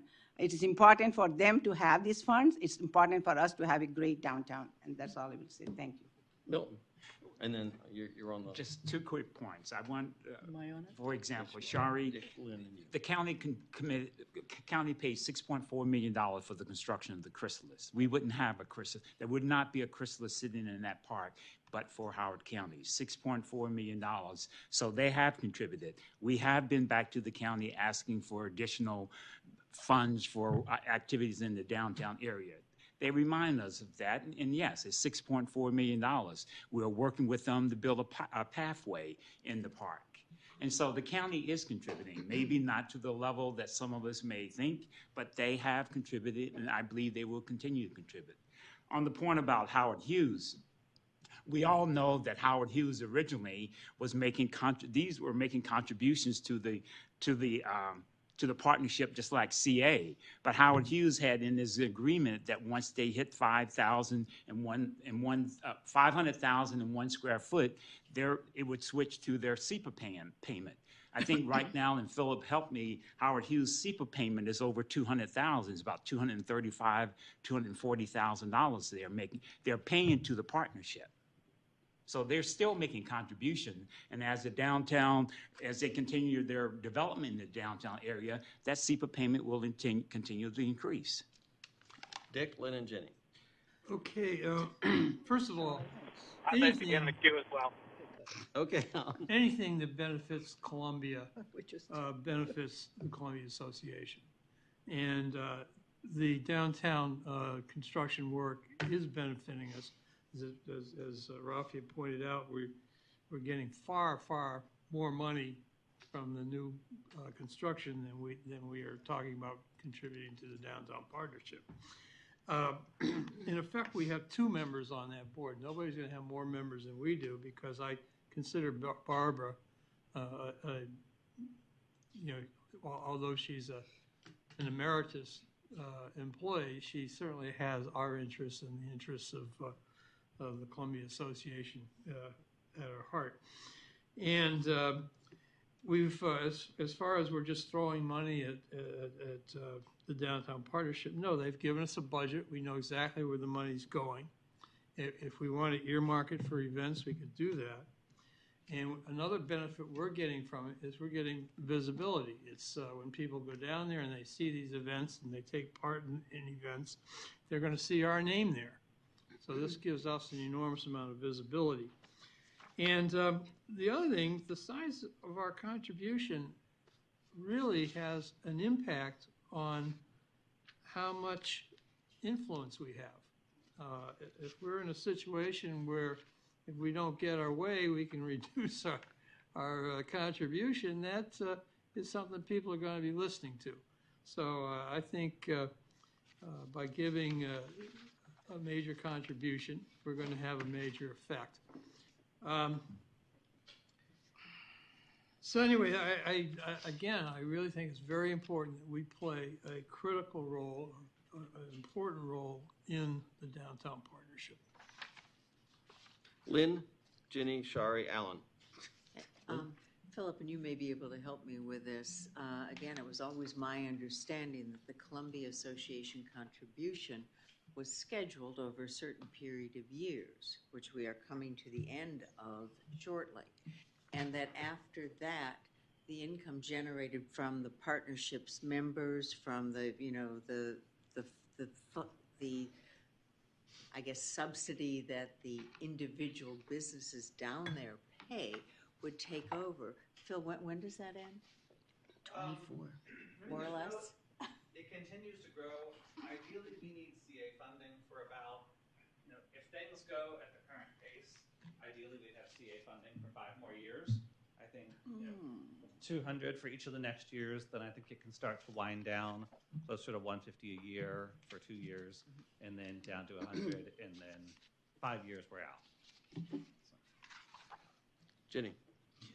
Okay, just a few comments, and then I have an amendment to whatever amendment is on the floor. So we're really talking about a total of 7 years then, because we've already contributed $400,000. No, more than that. We're closer to 7. No, a total of 7 years contributing. 8? We've already contributed 600,000. Oh, never mind, okay. All right, a couple of comments here. All right, I've got the floor. I have a real problem cutting Category 3 grants, and we already just said how we're going to use the Category 3 grants to a certain extent, and we're thinking about cutting 200,000. Inner Arbor, 10,000, no. The foundation, if we're concerned about low-income people and people in need of services, we don't want to be cutting the Columbia Foundation, I don't think. The village centers, I'm sure that'll go over well with our boards. It's not that much, but it's 10,000, and maybe they have a use for the money. So I have a problem with the 200,000. And you can just go up. I have the same problems with the 130,000 and the 100,000. I mean, village associations again, Ann Arbor. I don't know what it means when you're cutting 85,000 to IT technology expenses. We are constantly complaining as a board that we need to do more. And we have a committee, I think, working on this about our website, about access, about communicating with our residents. That's a constant thing, and we're getting that from the millennials, et cetera. So I'd be very concerned about cutting 85, but Milton would have to answer, or Susan, what exactly that means. But now, the 50,000. I'd like to make an amendment on that, although I certainly am concerned about cutting 50,000 from IT, but again, we'll hear from Milton about what that means. I would like to amend the amendment that's on the floor that basically says we would approve 50,000 this year. I'm talking about this year, because this is the last day of the budget. This is a last minute. We got a whole year to think about what would happen in the following budget, but this year, approve 50,000 and the money would go from CA to, what is it, Books and Bloom? Is that the correct title? That's it. Function, because it sounds like that is very popular, and CA would get credit for that. So that would reduce the cost to the partnership. They can use that money, you know, they can work their books so that they get to use that money for something else. But $50,000 for that, provided it goes to Books and Blooms. And the second thing is that we spend the next X number of months working with the county to achieve a seat on this board. I think we are entitled to that. We have a seat. We have a seat. A second seat, a second We seat. have a second seat. It could be, we could say it should be a board member on this, okay? And not Milton, in addition to Milton. We would get another seat, and I know it requires legislative change, but as somebody that's been a legislator, it is not difficult to change laws at all. We need to get the cooperation of the council and the county executive before we consider anything higher than that. I think that we owe that to our residents, quite frankly. So I'm proposing the $50,000 with those two conditions, which would amend all the other resolutions that are on the floor. Let's go ahead with the discussions. I need a second before I can do anything. I'll second. All right, it's been seconded, Janet. Okay. Well, Could you repeat? I don't understand your, what exactly you. how The are you amendment amending? would be to put in the budget $50,000 this year for the downtown partnership, but to be used for the event, the Books and Bloom event, and also attach to it a condition that they and we work together to work with the county executive and the county council to achieve a legislative change that would permit a board member that we would select to serve on that. I think that's not, I don't think that's asking too much. That way we don't cut the village boards, the community foundation, and that's, I mean, I don't want to say what I said. Actually, you know, the staff has come up with 130,000 and 185,000. They have already identified a lot of things, and what I also know that I've looked into the history of annual charge versus budget. It has been in excess of 200,000 for 4 out of the 5 years. Right. So I was thinking, you know, maybe we can put a excess of annual charge of 70,000 in here to make 200,000, and ask for extra seat on the board if you would like. That I think is something I would like to see. We need to change. Also, motion's Shari, been seconded. Alan, Susan, and Dick. So, I'm sorry, I amended that, right? Yeah, We I have to have vote it on sitting that. here. Not yet. We're gonna do Yeah, discussion. I also am concerned with the cuts to other things like the community foundation and. In Arbor, too. You know, one of the things we brought up about this was that if we end up doing only big grants to some organizations, then we end up cutting out money to other organizations. And that spurred our whole thing about having a different grants policy. So the idea of cutting out these other organizations, I think this is where, again, it's an issue of justice. It's an issue of who really needs these funds in terms of quality of life. Some of what the Downtown Partnership is doing is going to support for-profit organizations that have their own marketing. They have very good marketing. I have only the highest regard for the marketing that they have. And back in the days of Jim Rouse, there wasn't anything here. Jim was helping to create an entirely new town. There was resistance at the political level, so he did a lot of things that would not have been required otherwise. But we're 50 years in now. This is not a new town, and I made this point the last time. We already have a downtown. We have an older downtown. We have a newer downtown. And one of the reasons that this newer downtown actually passed and we got that downtown plan was because of the SEPAs, because the developer made an agreement to put money into the community. Jim Rouse did it because, number one, he thought it was the right thing to do, and because it helped to build this new town in that direction that he thought was so important, that was community-oriented. And that was not the case when Howard County was rural. So he really shifted the lens. So it's not that Columbia Association is solely responsible for the downtown. We're not. We're not. Our charge is that we are responsible, I think, to uphold our values, and that we are charged to maintain the promises that we've made in terms of the physical assets that we have. So if we start taking money and we don't have enough money to refurbish the things we have, and we start taking money away from community organizations that we've always supported for very good reason, we're slipping in another direction. And I just don't think we can do it at the same level that we've been doing it at for all these years. $600,000 that we've put in. We have certainly supported the partnership. We have given more than seed money. There are lots of things that continue to need doing, like the transportation issue, but that has to go back to the county. The county made a commitment, and I think the county needs to fulfill that commitment and keep supporting what the downtown partnership is doing. Alan, followed by Susan and Dick. Alan?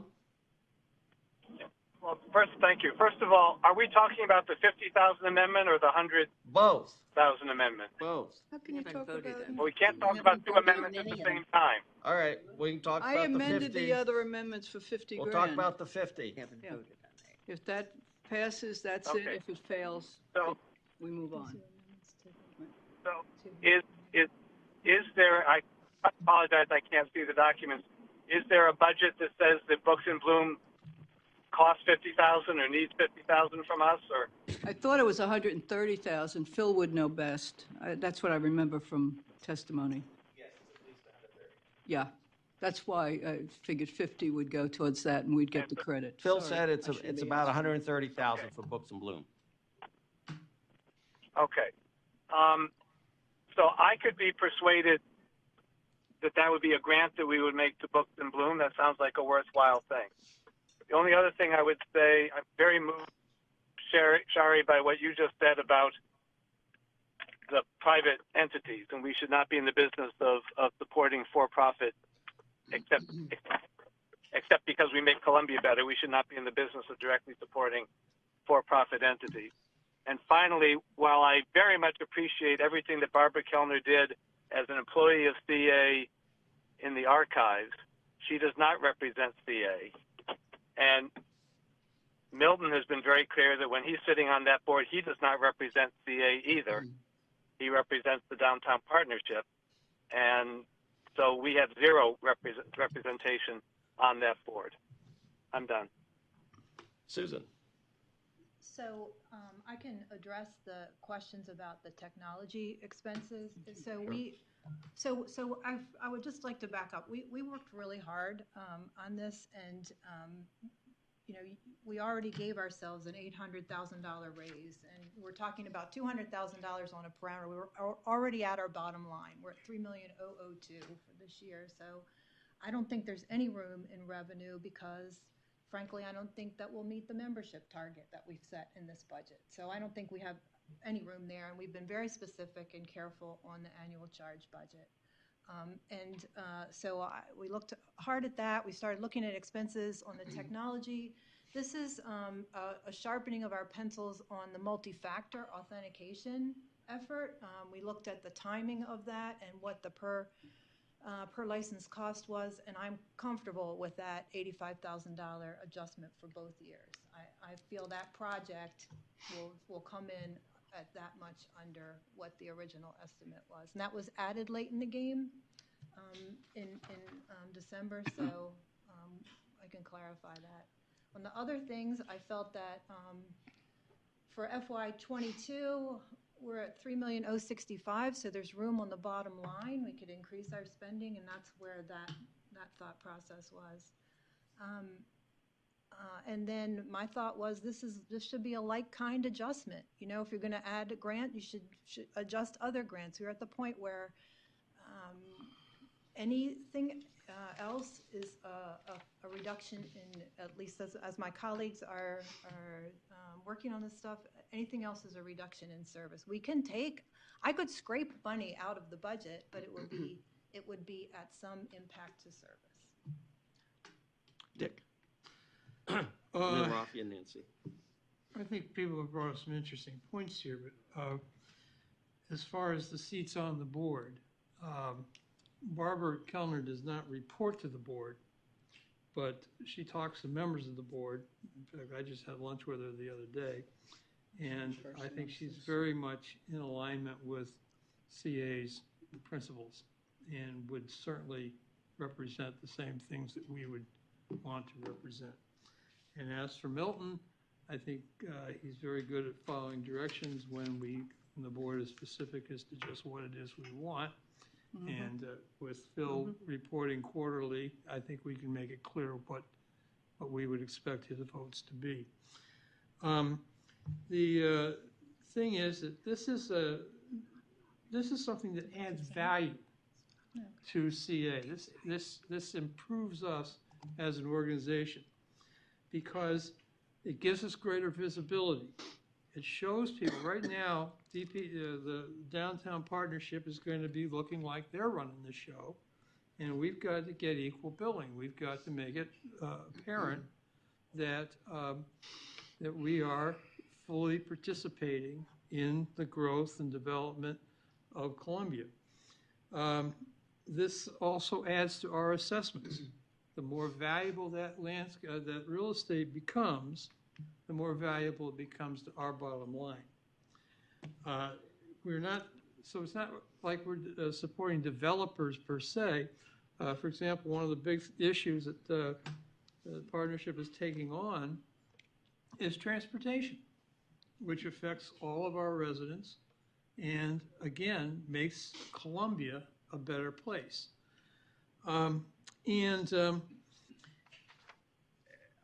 Finally, if we're going to be voting on this, I think the first vote should come on Renee's amendments first. Amendments to my first. amendment come first. Okay, well then I'll drop that. Rafi and Nancy, and then I'd really like to try to call for the vote on the amendment. And Lynn. All right, Rafi. Alan, I just wanted to clarify one thing. I thought the Downtown Columbia Partnership is a nonprofit organization. So CA is giving the grant to a nonprofit organization. And I do not see them as the extension of Howard Hughes or for-profit organization. Am I correct? They are nonprofit, correct? Otherwise, we shouldn't be giving the grants to a for-profit entity anyway. So that is the one thing. And Susan, you have done a wonderful job to find money everywhere on the budget. I do see that. But I also know that this year we are way ahead of the budget in FY20, which the current year we have. So is it possible that some of those funds can be set aside as a contingency for next year's grant? We'd have to expense it next year. Yeah, I understand that, but I'm saying that in FY20, we are ahead of budget quite a bit, correct? I don't think. Quite a bit. I'm not sure what that means, but right now, we're finalizing our estimates for year end that will be reported in the third quarter financial book, and the budget, the bottom line budget is about $3,008,000, and we're looking at right now just a little over $3,009,000. It's not in excess. Yeah. If you look in the budget book, if you look at page 25, you see it's gone in FY19. We were 36,000 over the parameter. I know, but I remember looking at the budget, the board of directors report at that time. Second quarter board of directors report. As of second quarter, we were over You need to move up. Okay, so that's, Lynn, can you come up? to okay, the- now, the, so right now we're discussing which amendment? I'm just so confused now. We are discussing Ginny's amendment, the 50K. Oh, okay. Well, do we need to repeat what Yes, it I will. was? I will. Before we take a look. Who's up next? Nancy and Lynn. Okay, I just want to say that Susan and I want to make sure I understand what you said, that if we reduce what we're giving to the DCP, that we would reduce, and I see on here where you've reduced the grants at 150,000. And you started at 100,000, reducing the village community associations. No. No. I'm not following you. So if you start from the top, the adjustment at the top is what we would do if the grant, I was directed to do it in 50,000? increments. Increments of 50, Right, starting with so- 50 and going all the way. So at 50,000, it's only the IT department. Right. Right. At 100,000, then it goes down to the village community associations are reduced by 100, or No, by it's 10,000. Right, 10,000. Right. They're And reduced then- all the time. And then the grants for the 150,000 starts hitting the Community Foundation, the Columbia Festival. Well, Yes. the festival didn't get hit. No. No, it's The Inter-Harbor 130,000. Trust. Right, and I got to 130. I have a question about what was just talked about. I just have a. Well, Yes. Can I just say, Could I just ask a question about what you just talked about? go right ahead. I'm not clear about something you just said. When you say when we're talking about reducing village community associations, what do we? Not what dollar amounts, but what are we reducing? In order We to- already have a commitment. Can I explain? You don't have the sheet that we were just handed, but in order to come up with Right. $200,000, Susan did a remarkable job of showing where the money would come from. And if we hit the... I get that, but how can we reduce village communities? So we've already have an agreement with them about how much money they get. Good question. It's their money. No, it isn't. Well, We can. that's another debate, but the question is, they would then lose $1,000 from each village if we were to go to the $100,000 range. If we're staying at the $50,000 range, the only thing that gets hit is IT. Correct. And IT loses $50,000, which Susan says is really not a big deal. They can still do what they need to do Right. at that level. Correct. Put me in the queue, please, Andy. Uh-oh, here we go. Okay, at some point, we're gonna have to vote on the amendments. All right, Lynn is next, Dick, and Lynn, Alan, and Dick, sorry. Just quickly, looking at this list, the downtown partnership is relatively new compared to something like the Columbia Festival of the Arts. We're giving them $100,000. We do it every year. We never even talk about it. They have a 2.5-week festival, and yet we're saying the downtown partnership that operates year-round with safety, transportation, events, education isn't worth that.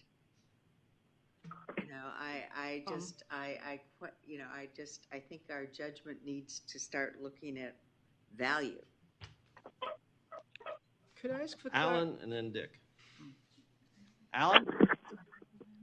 Yes, I want to be really clear.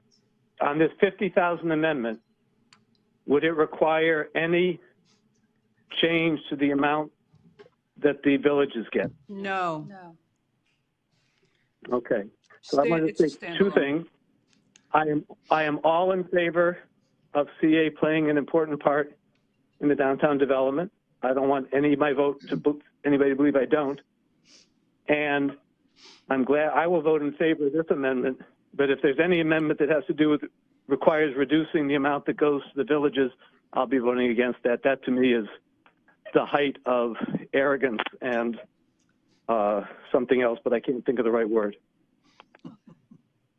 Dick. Okay. I look at this, and according to Susan's figures, there's no way we can go to 200,000 anyway. The most that we could possibly cut would be 130,000. And Right. So I'm wondering, that being the case, if I'm there. Renee would want to revise her. Let them vote on that, and then I'll accept. All right. Oh, okay. I would like very much if we could, let us take the vote on Ginny's amendment, Ginny and Nancy. No, Ginny and I Janet, didn't- Janet seconded. Oh, wait a minute, you do want to do Jenny's. What? Do your first, because you were the last one. Jenny But- was the last one Right. at 50,000. Right. And you did Janet second it? seconded it. I Oh, seconded I it. thought, you seconded So it. we could talk about it. So let's, Right, I thought Nancy seconded it. Bonnie, on Ginny's amendment, was it Nancy or Ginny? Jenny and Nancy. seconded? Ginny and Nancy. Ginny and Nancy, all right. Whatever. Sorry. So the amendment Whoever was is second. to reduce the amount of money in the original proposal from 200,000 to 50,000 for fiscal year '21, devoted to books and bloom, and to work with the county to give the CA board a seat on the Downtown Partnership Board of Directors, right? Correction. Okay. No, my amendment wouldn't have said reduce the 200,000 to 50,000 because there is no 200,000 on the 200,000. table. My amendment simply Correct. said. There is. There was. Renee's, Right the here. His amendment. amendment was Oh, 200,000. Okay, I'm You're sorry. I amending apologize. hers. For the list of participants on this conference call, press 1.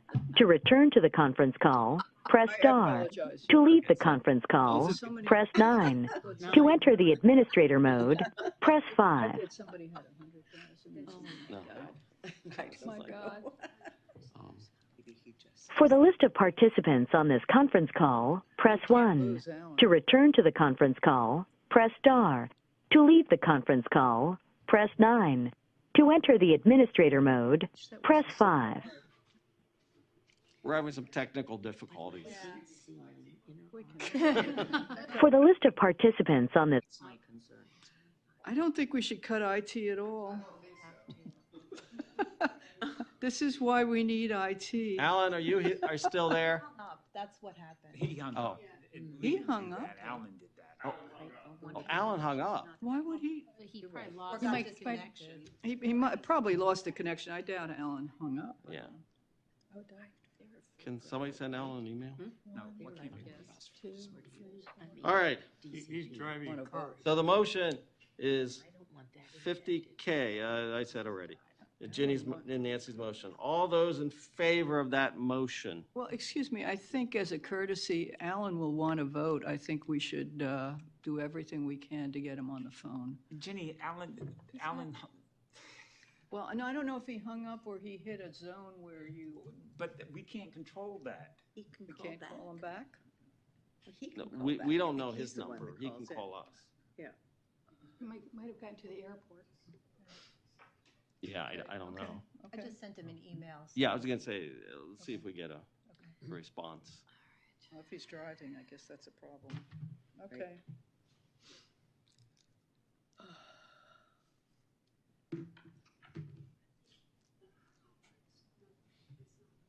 Jeez, the timing.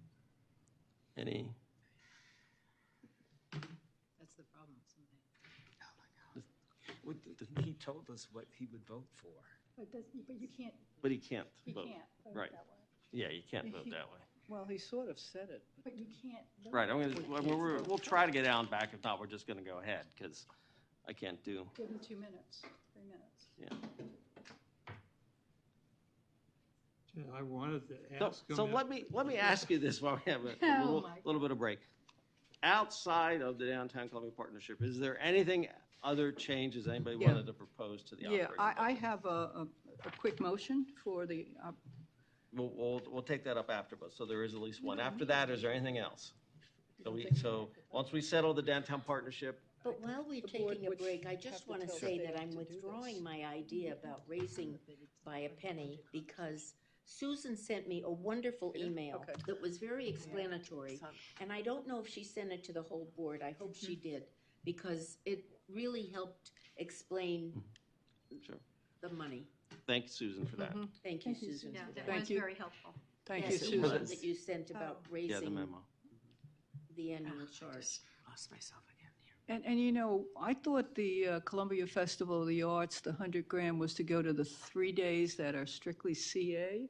Is that correct? PCA, it's our funding of it. No, but I mean, but it's to You mean fund Lake Fest. 3 You mean days Lake that, Fest. I mean, yeah. I think it funds Lake Fest. Well, it goes through the Columbia At least Festival give of the Alan a Arts, chance, right? I thought it was, they have 3 days down at the lakefront that's run by the Columbia Festival of the So- Arts. They do so other stuff, but we're Michelle- sort of paying for our own 3 days. Michelle is Is that indicating correct? that our $100,000 goes to Lake Fest. Which is CA. It's on CA's lakefront. Michelle's coming I up thought to talk. Dave was saying it's something special for CA. It's Not free, talking about it's cutting free. this Columbia Festival. It's free, yeah. It's all part of the No, festival. I just was using it as an example. We never discussed it. 100,000 is, goes to the Festival of the Arts for the free event at the lakefront. Free. Which is for the 3-day of Lake Fest. It does not go for the fee-paid events that happens on the other 2 weeks. Right. So Yeah, it's for Lake Fest, but it's not a CA event. It is an event that is put on by the Festival of the Arts on CA's land, so we support it. Yeah, but CA gets a lot of publicity for it, Yes. and it's quote free, so we don't have to worry about somebody getting tickets to attend or anything like that. It's free to everybody. For everyone. And so that's the reason, yeah, so I'm just saying it's very positive. Yes, it is. Is why I think we were supporting it, is what I was trying to say. Okay. All right. I guess. I mean, we don't, Alan that yeah, we're says going to have to. Call dropped. Hmm? It's call dropped. Okay. So we're setting that up again. We're setting the call up again. Let him know we're setting it up. I did. Oh, you did? Oh, okay. Yeah. Yeah, he said that I hung up, but we said no. There's probably a zone where I'll tell you what. just He's, lose he'll you. be there in a second. You know, because I've been on the call before. To enter the conference, press 1. To create a conference, Like 9 o'clock was the witching hour. No. Oh, It's 9:01, you're right. I was going to ask Alan if he changed his mind when he saw what was coming out of Inner Harbor. Oh, thank you. Yeah, Ann Arbor's going to lose money on some of these. I know. $5,000, You know, 10 grand. I think I kind of see where this is headed, so I'm thinking like. 10 grand they're going to lose. Well, should we move on to the next topic that might not be as contentious and come back to this one? I just thought he was calling in. I thought he said press something. But they're working on it over They're at working the on it. front desk. It might not be a bad idea to move on. All right, I'll tell you what, We if have- you don't mind, we'll suspend this for a minute, as soon as we can get Alan back. Ginny has a proposal, and that's the last one Well, I no, know of. what Janet's saying, I should be doing that at the end, not now. All right, at the end, It's all not right. budget. It's not budget. No, it's not really budget. All right, I'll do related. it at the end. All right, then we're gonna go down to release of funds for the repair and enhancement of the Stonehouse Art Oh, Center. yeah. That is part of actually the Yeah. budget, it's last year's budget. Mm-hmm. So just real quick, We're going to move it. you know, we do have money in previous budgets, which we've held, you know, up waiting for the board to make a decision. And so the question is, can we possibly?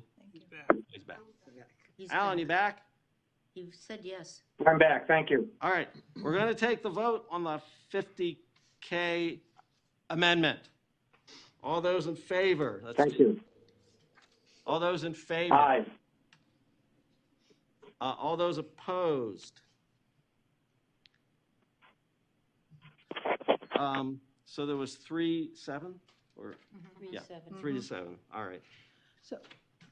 So the other amendment was $100,000 each year? 200,000. No, 100. 100,000 I made each an year. amendment to say Oh. 100. All right. So Oh, give me, all right. Can I accept that as a friendly amendment? Yes, you can. You can accept that. Make an amendment then? Don't make it too hard. No, I'm not going to make too hard.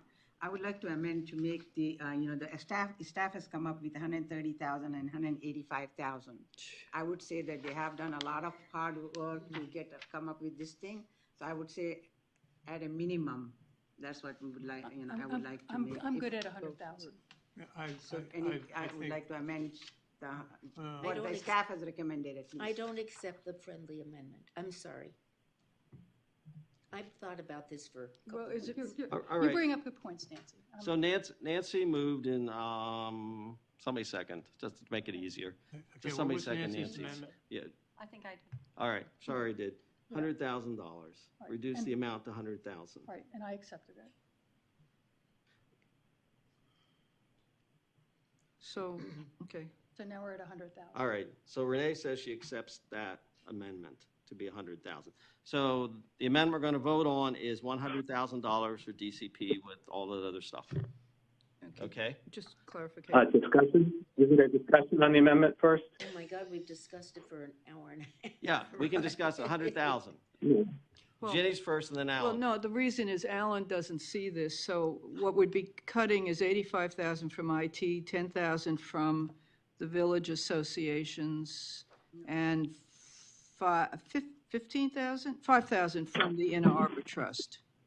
The 10,000 from the villages is $1,000 each. Okay, I'm just. Not 10,000 from the village. It is, we are doing 130,000. We don't have to We're cut not- the 10,000 if you are doing 100,000. That's great. Perfect, thank you. What? This Oh, one oh, is still I see 85. what you're saying. Yes, you do, it's on the list. All right. That's at 100.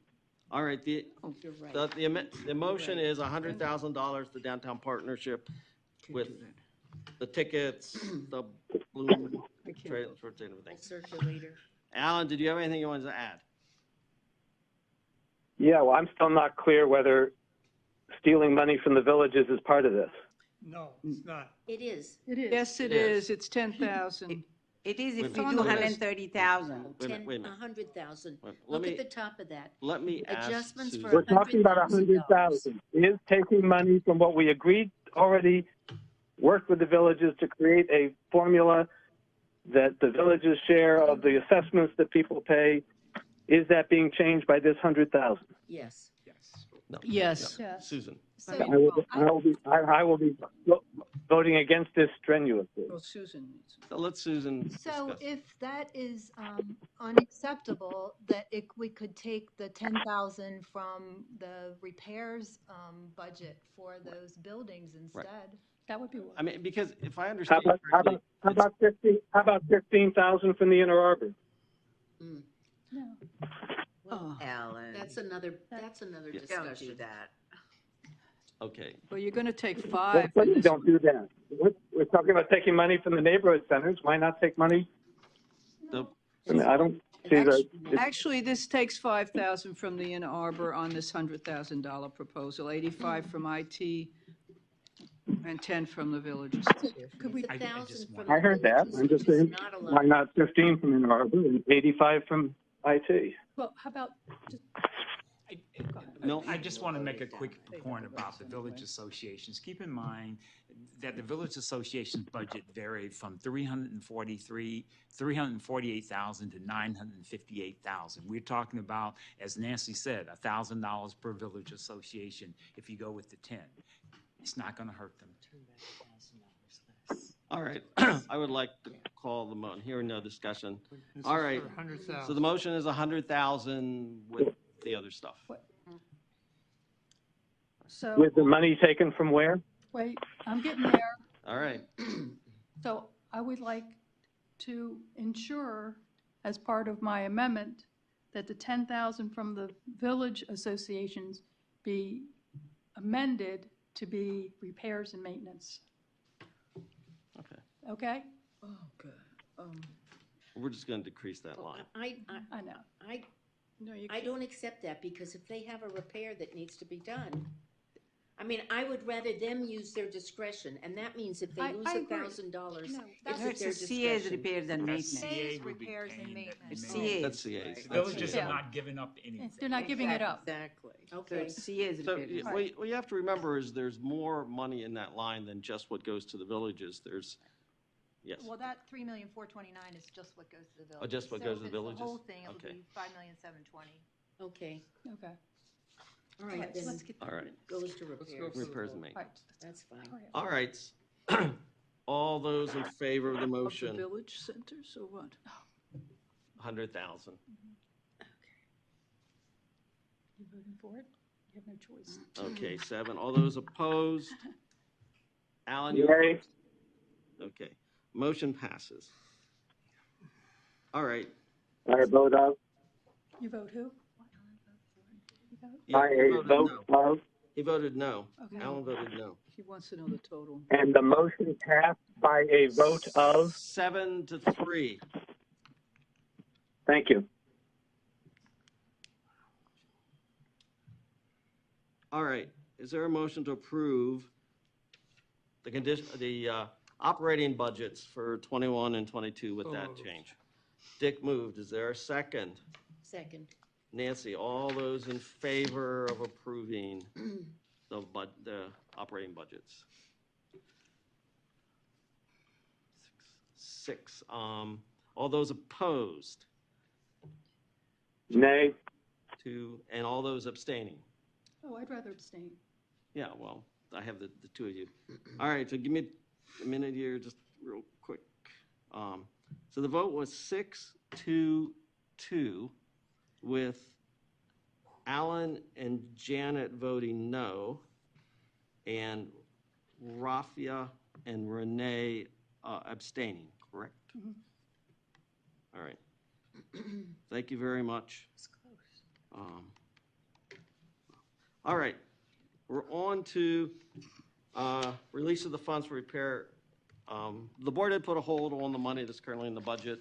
I will let Janet kind of talk to this, but basically the county has decided to rent the space for at least 3 years. Hopefully you all saw the background. And so from CA, we need to really start repairing our buildings. Janet? So there's a lot of concern that there will be stagnation at the Village Center based on the current understanding in the 3-year leases, as well as the state funding requested, the bill for funding for the existing structure. So I will just suggest to Dennis, the biggest concern in the village and among the art center is the idea of the rear-facing entry, which it looks like our best option, given the fact that we have no idea what's going to happen above in the village center. So then the sort of follow-up on that was, please ensure that there's access in both directions, regardless of how we tend to strongly orient the building. If it's toward the back, at least have an access toward the front. Okay. Thank you.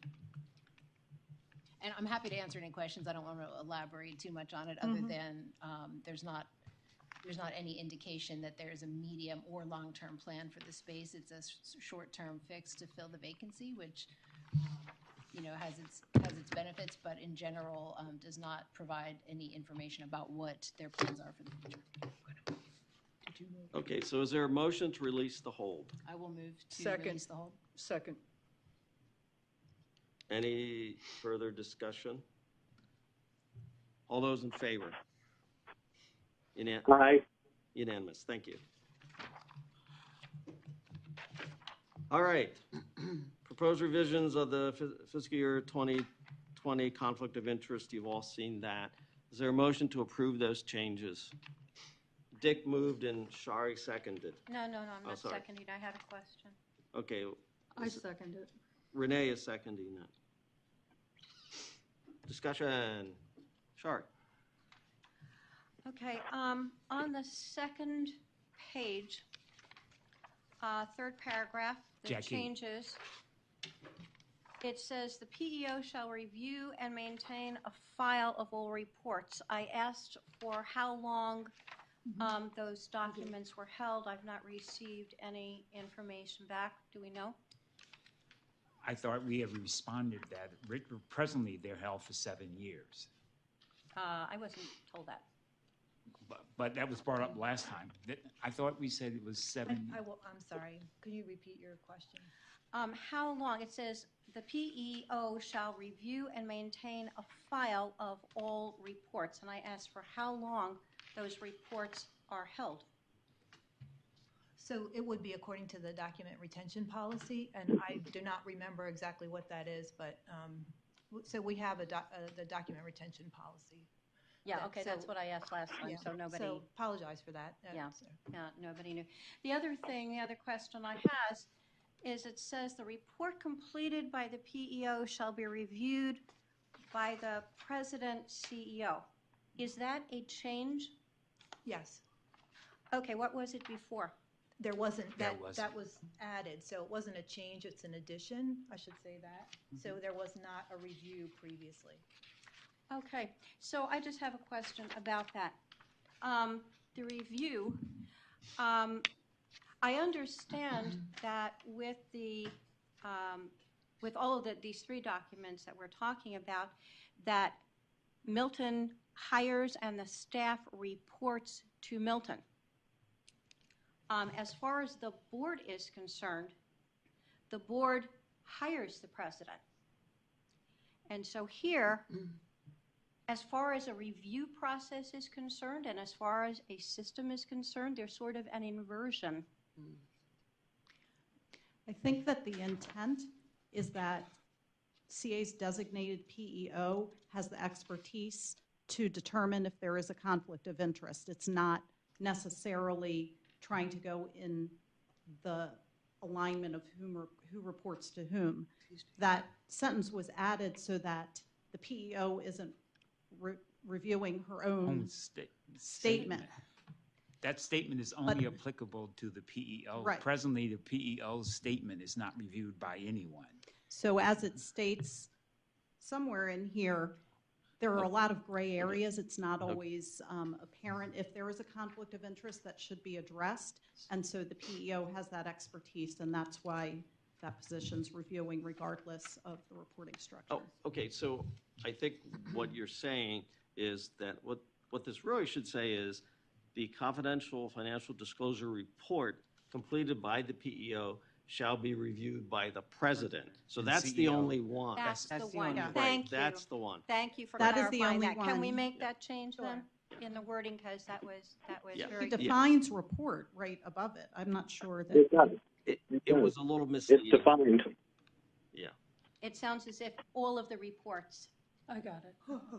are going to I be got it reviewed. too. I So, just wanna so point out- Andy's rewording of that Right. makes It's- that much right. more It just turns out understandable. that right now, the PEO completes the report, but nobody looks at it. And so the Well- thought is, somebody should look at it. Yeah, but And it would be the president. reference to the PEO does keep all of the other reports, but yeah, but only the PEO's report will be reviewed by the president. Right, right, okay. We just I've want to got make that. sure that that is clear. Okay, I've got that. And the That's other clear. point that I brought up when we first started discussing this at the last meeting was that really, I believe that all of this should be done through HR. And I would like to ask that this go on the board tracking form for discussion. As to who the PEO Next year. should be, right? No, No. that there should not be a PEO, that all of these ethics documents and all of that should be held by HR. That is the way it is handled in most organizations. And any reporting that needs to be done or any questions that are done anywhere within the organization goes to HR. So that there is a standard, there is a code of standards in the human resource field that governs how these are handled. And I think it would be good for CA to be in alignment with that. Okay, we can put that on the board tracking. Yes, because we have to research that. Yeah. Yeah, I think that needs to be researched.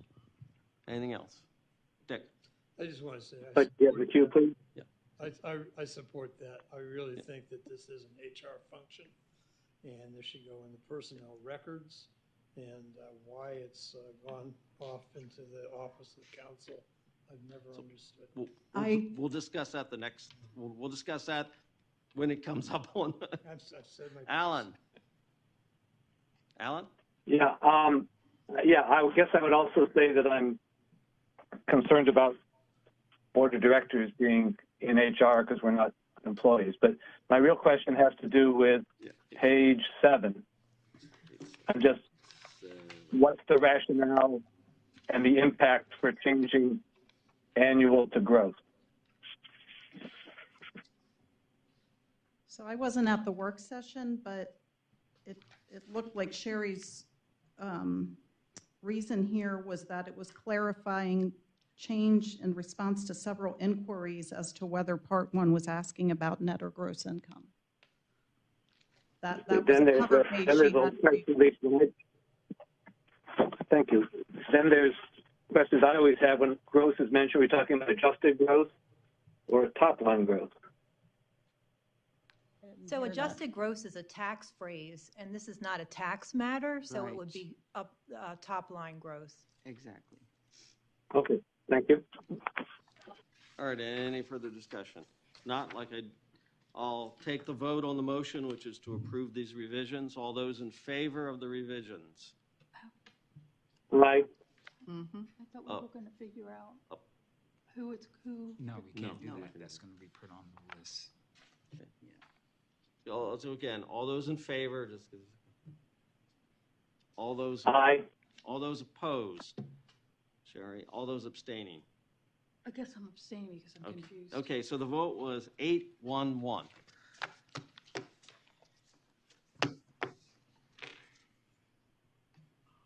Thank you for bringing it up.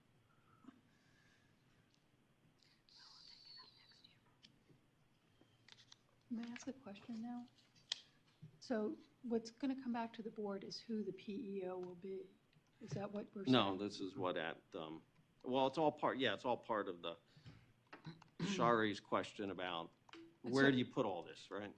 I mean, That's my, right, that's what you've, I hear your question. So my question, I guess I'm concerned that we approve something but didn't. I liked your comments. So I think it appears from what we've just done that for this next round, this document, as it was just approved with Andy's change of that wording, will be what all of us will be signing. Okay. What I've asked is that this come up on the tracking form so that we have a discussion about changing the setup. Okay, I got it. I apologize. To bring it in line with what most organizations do. Okay, thank you. okay, next is CA policy on community grants. Hi, it's me Hi, again. Michelle. Is there a motion to So approve? moved, so moved. Is there a second to approve the policy? Nancy is seconded. Ginny made the motion and Nancy seconded to approve. Michelle, I want to say thanks. It really got cleaned up and looks much better. Jenny, discussion? Yeah, I would also like to congratulate you. It's an excellent document. Thank you for getting all of the changes in it, and good job. Thank you, Nadine. Any further discussion? All those in, sorry. Yeah.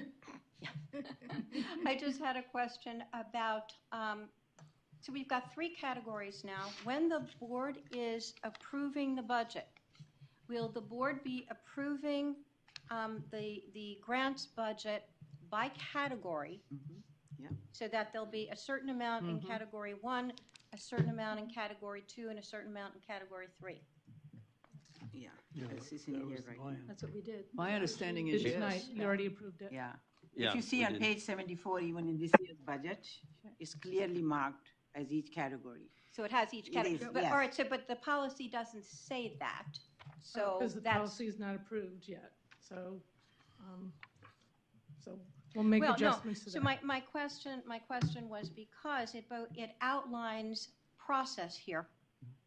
So do we want to include So, something that says that? Sherry, there's a sentence here Says which it says, during each year's budget process, the CAA board approves the It's right amounts here. of funds in each category. You don't Isn't wanna- that what you asked? Where is this?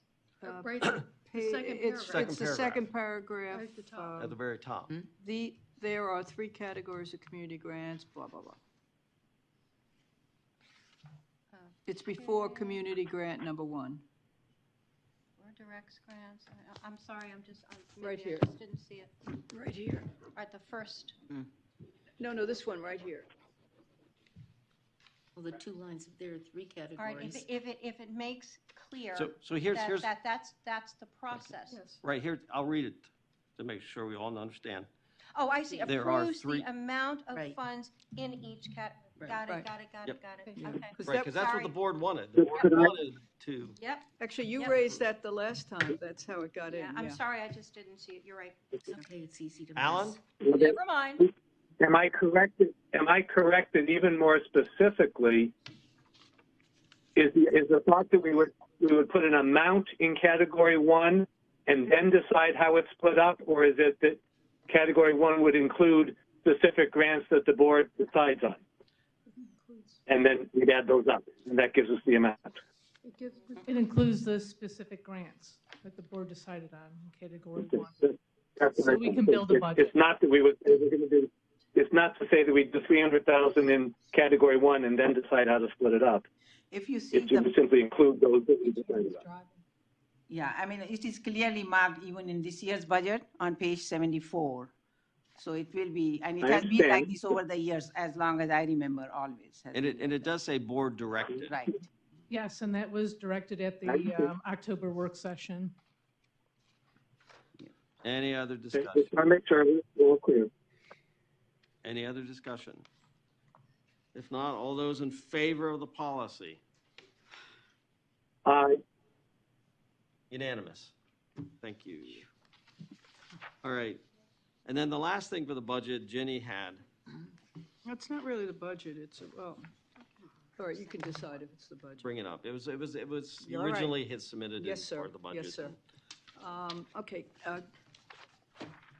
I'll read this. I would like to request that the CA Board ask the staff to develop a plan for involving the Oakland Mills Board and community in a process to ensure maximum community participation in looking at the Stevens Forest and Talbot Springs neighborhood areas to receive community input. So we would just be asking the staff to come back to us with a process, which will not take a lot of time. It's just how you involve the community, so that, and working with the board, the Oakland Mills Village Board, but it would come back to this board again, maybe sometime in March or April, to look at. And that's what really the community's asking for. The board did vote 5-1 to start a process, but I think this would add some depth to it, and I would appreciate your consideration. It's no cost involved. So I move that. What? What Can I get in the queue, please? Oh, yeah. Well, I need a second. Janet seconded. All right. Alan, you're up, and then Rafia. What I'm not clear about is what is it, I'm all in favor of a process so that any village could know or neighborhood could know how to have some influence in how, I guess it's our land in their area, is being handled.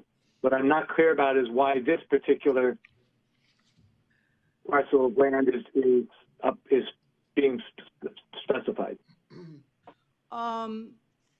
Well, anybody can do it. I was simply saying, we've been looking at neighborhood centers and other things, and this is a possibility to allow the community to look at these two areas and have a say as to whether, or suggestions. The final decision makers are always the CA board. Have a suggestion about maybe what enhancements they might like, or environmental changes, et cetera. I have no idea of what the community might want, but it's important that CA staff be involved with this process, and that the board, CA board, and the Oakland Mills Village Board, as well as any other stakeholders, including obviously the residents. What will come out of it, I don't know, but this is a way of starting the process, and it will always come back to us. There's no money, absolutely no money involved, no promises of any money. So if I understand you correctly, there's nothing about this particular plot of land that makes it any different than any other CA-owned plot of land that might undergo a similar process. Well, it depends. This particular area has several amenities on it that maybe some other areas don't have. that has school site adjacent, it has the neighborhood pool, it has a neighborhood center, it has an HRD parcel, it has open space, a pond, et cetera. It's it's different from perhaps some other areas. Certainly Talbot Springs doesn't have all that. It has, so you'd have to look in your own village to figure out what components you would have and how people would be commenting on them. So I really can't completely answer what you have in your own villages. Sure. Okay, But the so idea final question. would be the process could be used anyplace else, correct? It could be replicated if that's what you're asking? Of community my final involvement? question. Yeah, Thank you. the process of community involvement, certainly the idea would be to be able to replicate it, what worked, what didn't work. Yeah, if that's what you're Thank asking. you. Okay, thanks. Thanks, Rafi. Al. Yeah. And then Nancy. Well, CA always should and try for any process. But where I'm confused is that we have spent so much time going over these neighborhood things, and we even had a meeting in Oakland Mills with all, Oakland Manor, with all the villages there, and I didn't even hear once this thing came up as anybody have said, oh, this is what we think also should be added when we are looking at the neighborhood center. So to me, it is just like we heard from today testimony from two people. They came up saying, where is this coming from? I was shocked equally to see that all of a sudden I'm hearing of something which none of us thought that, okay, we are coming up with ideas and looking. And if we are going to look into that, it should be the entire Columbia, and it should be to every neighborhood, and it should be the process involving the entire community. So all of a sudden, because it came from one individual or one area, and then it's being brought over here as if we have done, and that's what surprises me, that why did we go through all of these discussions on the neighborhood centers, and why didn't I hear about this thing at that night from the Oakland Mills village, if that's what they were thinking about to bring forward? Then we would have, all 10 villages would have been there already, at least at the first seed, and then eventually we would have all discussed about the process. That's where I am, so. Nancy, and then Janet. Actually, I got several phone calls and emails. I'm sure the board also got emails about people in the community who are very unhappy about this concept because they love what they have, and they don't want any changes there. This is what those who are involved, I've never heard anybody say, I am in favor of this. They've all come out very dead set against it, especially in the phone calls. I think that for us to ask CA staff to put time and energy into this, personally, I feel is inappropriate. I think if you have a group of people who are interested in your village to look into something like this, then certainly you should go right ahead.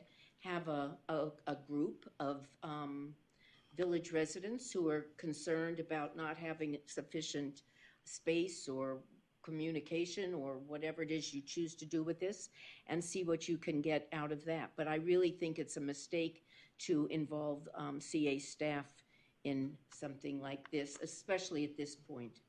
Yeah. Janet. So I think what I heard at the village or the neighborhood center meeting was that a couple of things. One, that villages wanted to have some control over their neighborhood centers and what was happening with them.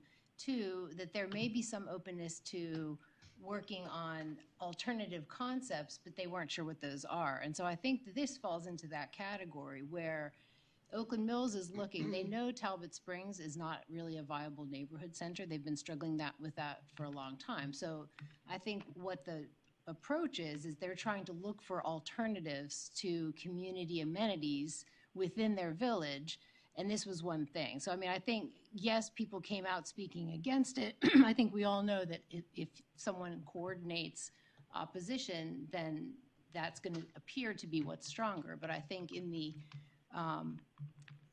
larger concept of this, that this is something that CA could use, and the reason why I support CA being part of that is that this could open the door for discussion and negotiation with other villages about alternatives to neighborhood centers. And, we don't know what those amenities may or may not look like, and you don't know what ideas may be generated from the community input. I don't think anyone's trying to take away open space or, area that is well utilized. And so obviously that would come out with any community input, but I do think it's an opportunity for CA to look at some alternatives for amenities within a village that maybe don't fall into the traditional category of neighborhood center, but maybe fall somewhere outside of that, but serve a similar purpose for the village. Dick? I'm curious as to just what the role of CA is in all this. It seems to me if my village wanted to do something, the village board would send out notices, put something on the web, or do some communications, and to invite people to a village board meeting to discuss it. What is the add-on that CA would be offering? Yeah, okay. One of the things that CA can provide, and the board agrees, they don't feel they can handle that. They voted 5-1. A facilitator, and we have staff that's being trained in that and that would develop a process with the board that they agree to. Which board? The village board? Right. But that they would facilitate it and listen to people. They would come in with perhaps some ideas of what's worked in other communities. They have that expertise that the board doesn't have. So, it would be something that would be really well coordinated. I just think the CA staff adds to it and would be really a professional approach to the end result. Who on the staff, which department would be involved?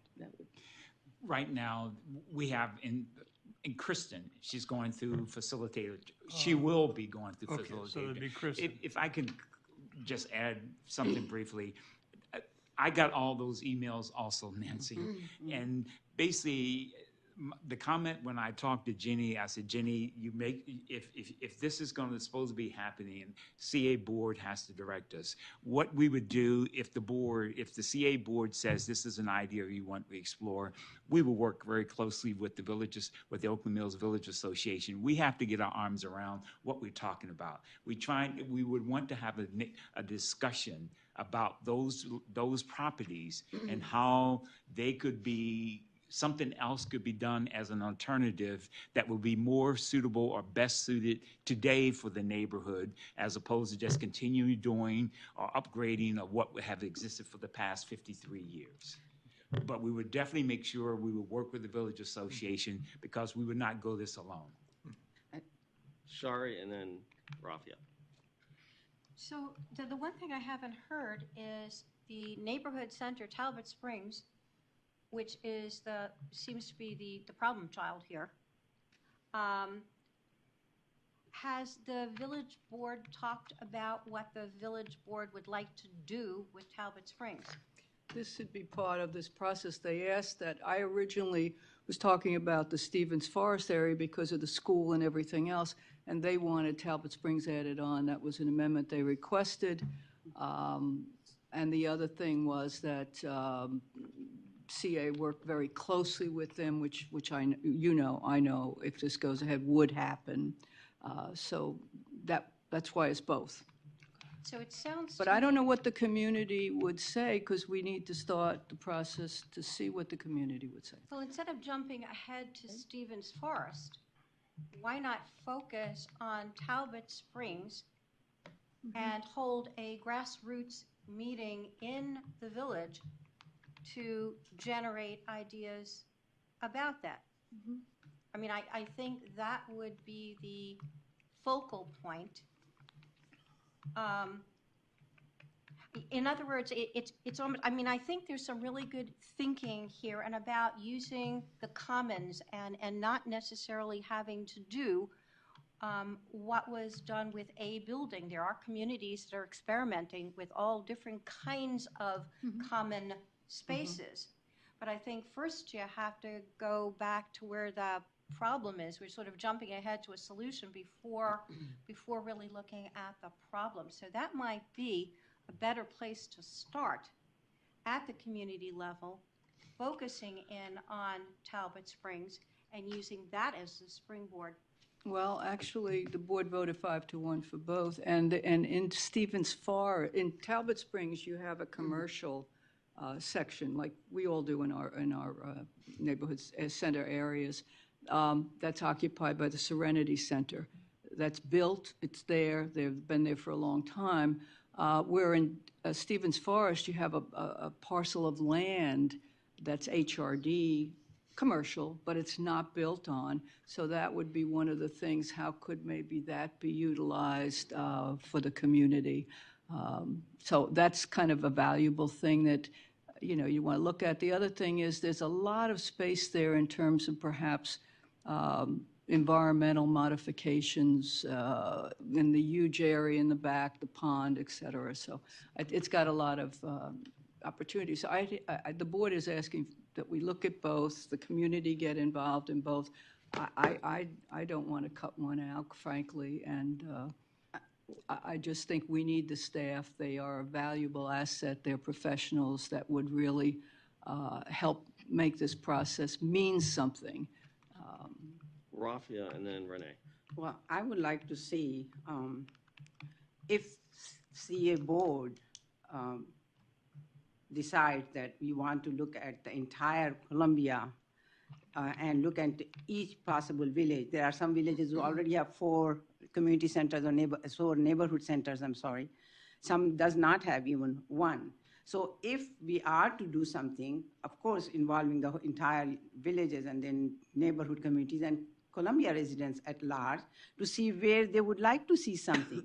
Just because one village thought that is one area of which their residents are opposing, which we have got communication from, even today we heard the testimony from, I'm just saying there's a much bigger picture. If we are thinking, okay, let's find better uses for our open space where we can increase the services and amenities to the resident, that's a totally different thing. That's when we involve the CA staff. They are already spread pretty thin. They already have enough in their plate. And this is not something we have decided, and this is not something we said we'll do. And sure, it does cost money. You know, we are saying, well, it won't cost money. What about them? You know, most of the staff who spends hours and hours and hours is unbelievable. You know, so I just don't think, unless we have a policy saying we are going to look into the entire open space of Columbia, and let's have the entire community input and have meetings from all these villages participate.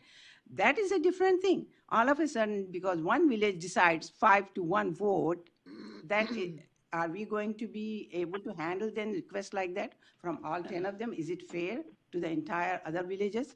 Okay. As I just said, some of them doesn't even have one. Can I respond? Renee, Should I no, respond no, or no? Renee next. Okay. So. I'd like to get in the queue, please. Okay.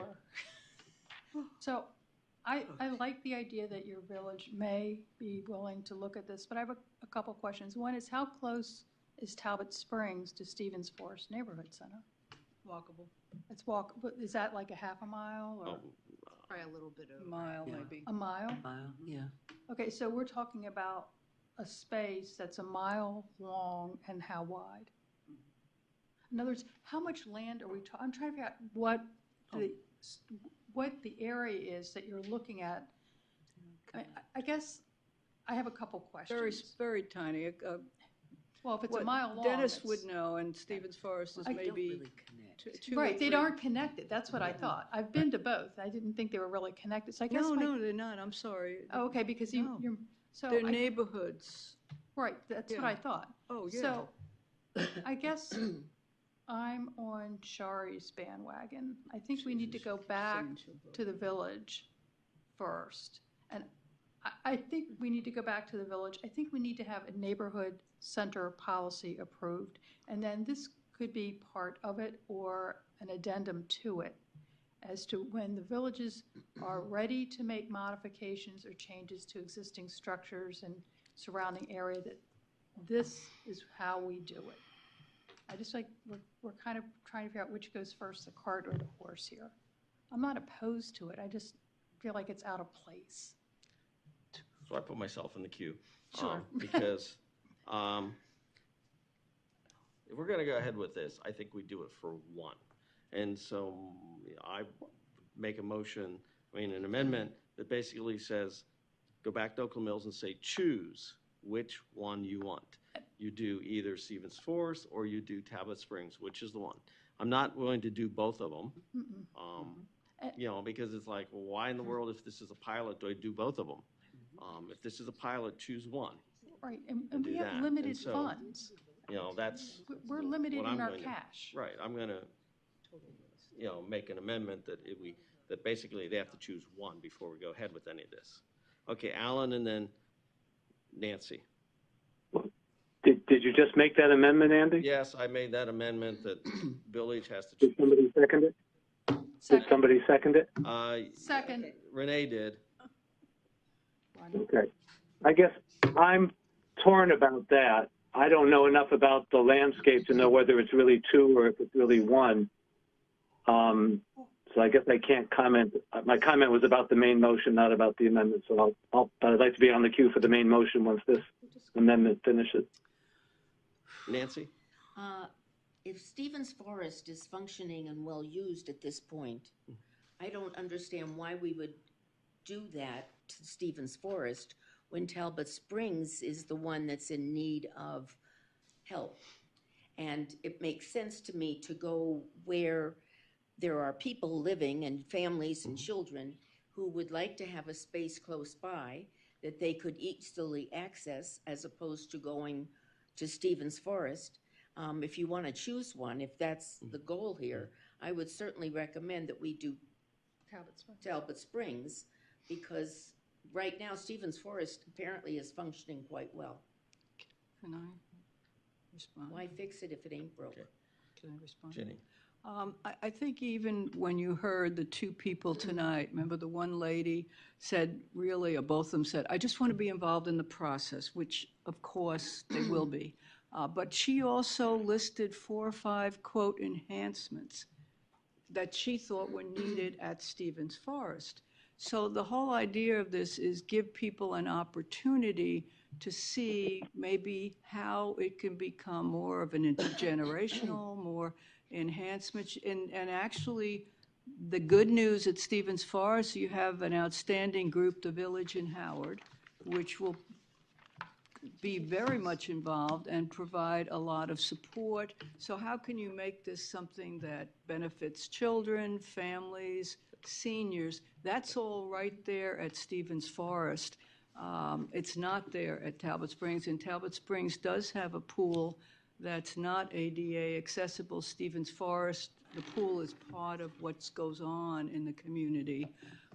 The other area in the back, you have the schools and you have CA, but you don't want to duplicate resources. If something is needed, you work with who's going to do it and how you pay for it. Maybe get the county involved in paying, if that comes to that point. That's a good year and a half down the road. The ponds back there, maybe there's some improvements to that. That's not the same at Talbot Springs. This is, you can do that, but it's really exciting to what the potential is for Stevens Forest in terms of the lay of the land and the HRD parcel. I don't think the community should have a commercial piece of land sitting over their heads. HRD tried doing a 7-Eleven, or the developer, I guess, and there was an auto parts store. So community over the years has been fighting off commercial on that site that really doesn't belong there. I think it's time to look at how you can end that and what would be an enhancement for the community. That just seems to be something you'd want to do. And you need a process to do that, so. All right. I would really like to call the question on the amendment, which is basically have the Oakland Mills Village Board in a public process choose one or the other. The only one. I'm only going to do a pilot on one. I would like to add a friendly amendment. I don't want to see Stevens Forest, which is functioning, as opposed to Talbot Springs, which is not. Okay. So if you want to add Talbot Springs, that would be more reasonable to me. Well, he's saying let the village decide. Make it, not say one or the other, but say Talbot Springs. To begin a public process on Talbot Springs would make more sense to me, since you've got a functioning apparently contented residents with Stevens Forest. Can I get a Respect the clarification? village. So we're not talking about funding. Well, then let the We're just village talking decide, about a but- proposal, right? So I don't understand why it hurts to talk about both. Are you afraid it won't be focused? They can talk about both, but I want them to choose. I don't want them to go back and think we're gonna do both. And even think That's that my we're gonna do problem. one. Jenny's amendment is both. Jenny's proposal is both, because she said, That's what and. the village She does, said though. I Stevens thought- Forest and Talbot Springs. I realize that's what your village wanted. The village but what wanted I'm that. saying is, they gotta choose one. They're not gonna get both. Yeah, I started with Stevens But I'm Forest. The still not- village wanted aren't- both considered. Aren't So, what we're voting on just the discussion of them? right. Voting on the discussion? Yeah, that's all we're talking about is a community process to but in- discuss what's gonna right, happen. it's not So a I'm trying to funding thing understand- at I'm not all. sure why we're here. Well, then why are we voting? Right, why are we voting Why on can't we this? just discuss it? Why are we No, voting? Why because don't we're they- using- No. Because CA staff will be facilitating the community discussion, but my question is, I thought that's what this vote was about. In which case, why does it matter if they talk about two or one? Right. As long as it's clear they're not gonna be. And that we may not fund anything. I mean, Exactly. it's Well, then because everybody we may else not sees, want to it's just a buy the discussion. HRD parcel. Well, I don't want to buy it, but I mean, I'm Well- just telling you the lay of the land. I mean, it's no commitments. There is no commitments from anybody if that's the fear. You know, Right, but people tend to think that we have unlimited funds. no, I mean, come on. Yes. Yeah, I think the thing about having CA do the facilitation is it links it to CA doing something. I think it is very hard to say, we're going to go through a year process, we're going to be involved in all kinds of things, and we're not going to do anything. Because that sets up the community for disappointment. And Andy's point is very well made, that if you focus in on, here is a neighborhood center, we're not sure that this amenity any longer will necessarily meet the needs of the current community, come in and let's discuss this. And at that time, that would be a place to bring up, well, we also have Stevens Forest, and maybe we can do something there. I mean, I think what you're trying to do is focus in on something specific that people can get their heads around in the same way that we had the process about the village centers. And a lot of the villages got together, and the villages put together a process to look at how they wanted their village centers to look in 5-10 years. That was all done at the village level. It was not done with any facilitation. Right. It was all done by community people. So I think you have an opportunity to get some very interested people into your community to really start talking about, do we want different kinds of amenities from the facilities that we've had in the past? But I think what Andy has said is very reasonable about focusing in on where's the problem rather than jumping ahead to here's a solution. All right, want to call the vote on the amendment? Could you read the amendment, Sure, please? was asking, basically, we go back to the Oakland Mills Village Board and ask them to choose, through a public process, choose one or the other. Stevens Forest or Talbot Springs. I was going to leave it up to the village board to choose which one they want to offer up as a pilot. Well, Andy, I'm got very confused here. We are asking, at what point are we asking them to pick a place? I mean, I thought the thing we're trying to do is just get them to talk about what they want. It's more than that. It's more than that. So they need to pick a place and decide what they want to do with it. Is that what? The community needs to. Yeah. I'd like to get in the queue on this one. I'm just confused as to what the hell is it we're trying to get done here? That's what Good question. I'm not, I'm not sure anybody. I mean, what's the project? I think it's way less complicated than anyone's making it. Yeah, it seems to me we just send a facilitator over, find out what the village wants, and No, that's more than that. That's the problem. What is it? Now, basically, whatever the board, basically, before CA gets involved, as I said, if the board, we need to find out from the village, from the Oakland Mills Village Association, do they want to have such a conversation with the community, the neighborhood? Good place And to if they start. say yes, then CA will work with the village association. Right. CA is not going to initiate anything without the village association. Okay, so why are we putting all kinds of conditions on it when we're just trying to find out what they want? Because I don't know what they want. We had people coming in earlier with one plan, we have other plans, 5-1 of this. Let's find out what they want, Well, and then let's. They voted 5-1 to Yeah, ask for yes, CA for help. That's the board. Sorry. We want to have a community conversation. I'd like to get McKim. Alan and then Shari. I've become convinced that it doesn't matter which one they choose. If our request to CA staff is to create a process on working with the village on how to figure out something about their land, what difference does it make which parcel it is? So I would say, let's vote down this amendment. That's a good point. And just ask the CA staff to come up with a plan that could apply to any village, any piece of land, how to get community input, and then if the board of that village wants to apply and say, we'd like to be first and we'd like it to apply to this and that, we could say, no, we only want it to apply. We could make a choice about that. But right now, it's just a question of what's the way to do it? What's the policy? What's the procedure? Sorry.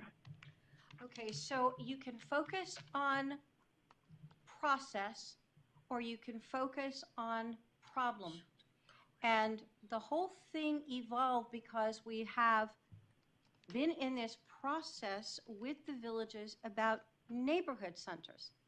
If the question is going to be what amenities would you like to see in your community, that's a different separate question, and it applies to all 10 villages. So there are two different things here.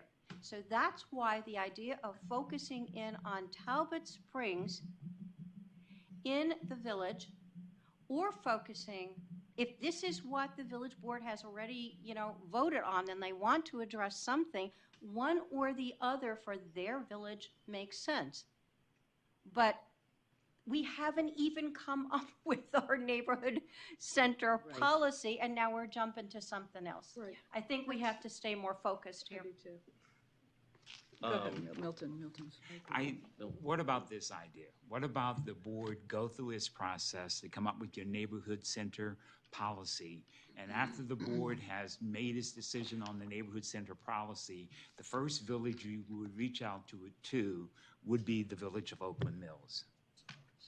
I'm fine with that. That's what I've been advocating for all along, that we finish the neighborhood policy, and actually this could become part of it. Sounds good to me. All right, well, let's vote on this amendment, and then you make that amendment. All right? Okay. All right, vote on send it back to village board to make a choice. All those in favor? 4. All those opposed? Nay. 3. All those 4. 4. I think there were 5 the last time. If you voted? Yeah, but I thought there were 5. 1, 2. We're missing one. All right. I voted against. Yeah. Okay, let's go again. All those in favor? Read The amendment was ask the village board to choose one or the other. neighborhood center. Right, one of the neighborhoods. Say 1, 2. 1, 2, 3, 4. I don't right? think we 4? should ask anything. No, All never right. mind. I'm a no. You're no. All right. Well, there's 3. Okay. All those opposed? 1, 2, 3, 4, 5, 6. Nay. 6. You voted no. You can't have 5 Oh, I to voted 6. no. Yes. Right. So that's good. That's good. I got that. All right. Raise your Renee, hand. you were going to make an amendment. No, I don't need to make an amendment, because the motion, if there's, I don't need to make a motion. Well, do I? Yes, you do, because this motion is very specific. Okay, so I move that to we table Oakland. this motion until we have the neighborhood center policy and work on it as an addendum to it. I second that. That's the most reasonable. All right. Renee, One Dick. step at a time. table until neighborhood center policy. Right, and that we work this in as. By the way, we're talking about next work session. Okay. Hopefully you've all seen it. Well, 2 weeks. All right. It's a motion to table. All those in favor of tabling? 1, 2, 3, 4. I'll table 5. All those opposed? Nay. 3. All right. It's tabled to the next. Oh, wait, we're missing someone now. So this means all of this is now gone. 5 to 3. Yeah, 5 to 3. We have Oh, 9 it should be people 8, here. yeah, right. We have 9 people here. I abstained. Oh, and Oh, abstention. Dick, how did you vote? I voted to table it. You have one who abstained. Oh, 1 abstaining. Ah, And Lynn. Rafi left. And Rafi left. right, So okay. that's 9. So that's, This is getting really, all right. so it's 5, 3, All this 1. stuff for nothing.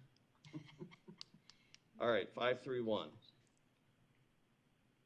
Ginny, Janet, Alan voted no, Lynn abstained, and everyone else voted yes. All right, we'll take this up again. All right, the next thing is applicable state legislation discussion. Any discussion?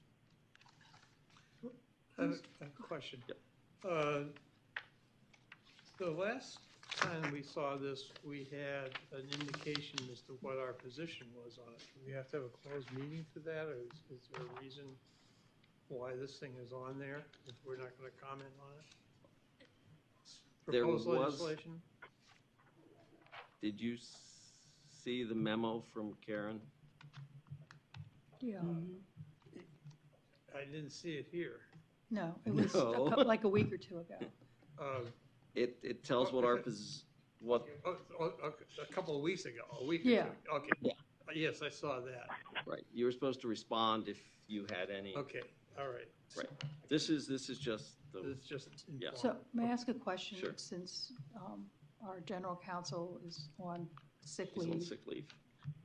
who is spearheading our legislative or the legislative agenda in Annapolis at this time? Who's watching over that for us? We have an attorney that we work with from, his name is Paul DeBerzi, who works with us. And we're in contact, Susan and I have been in contact with them all week. Thank you very much. All right. Is Paul acting as our attorney there or as our lobbyist in that function? Well, he's an attorney, but he's there on behalf of us. I don't call him a lobbyist. He just monitor bills that will impact CA. But So he doesn't lobby the legislature on our behalf? he works with the legislature, the General Assembly, if there's a bill that impacts CA. And only, That sounds like lobbying. only if directed Call it what to you do want to so. call it, Alan. I know he works with them. And only if directed to do so. Yes. Yeah. That's what I just. I get that, but that's called a lobbyist. I mean, let's be honest about what it is. All right. Anything else? Sorry. I would only say that I would love us to be at least in favor of HB 1077, even if it doesn't impact us. It's 1077. I'm not even going to look. 1077. All right. Any further? The fourth one on the list. Sorry. The one I had asked some questions about was HB 1054. Yes. Did everybody see the answers to that? Yes. Okay. All right. Move on.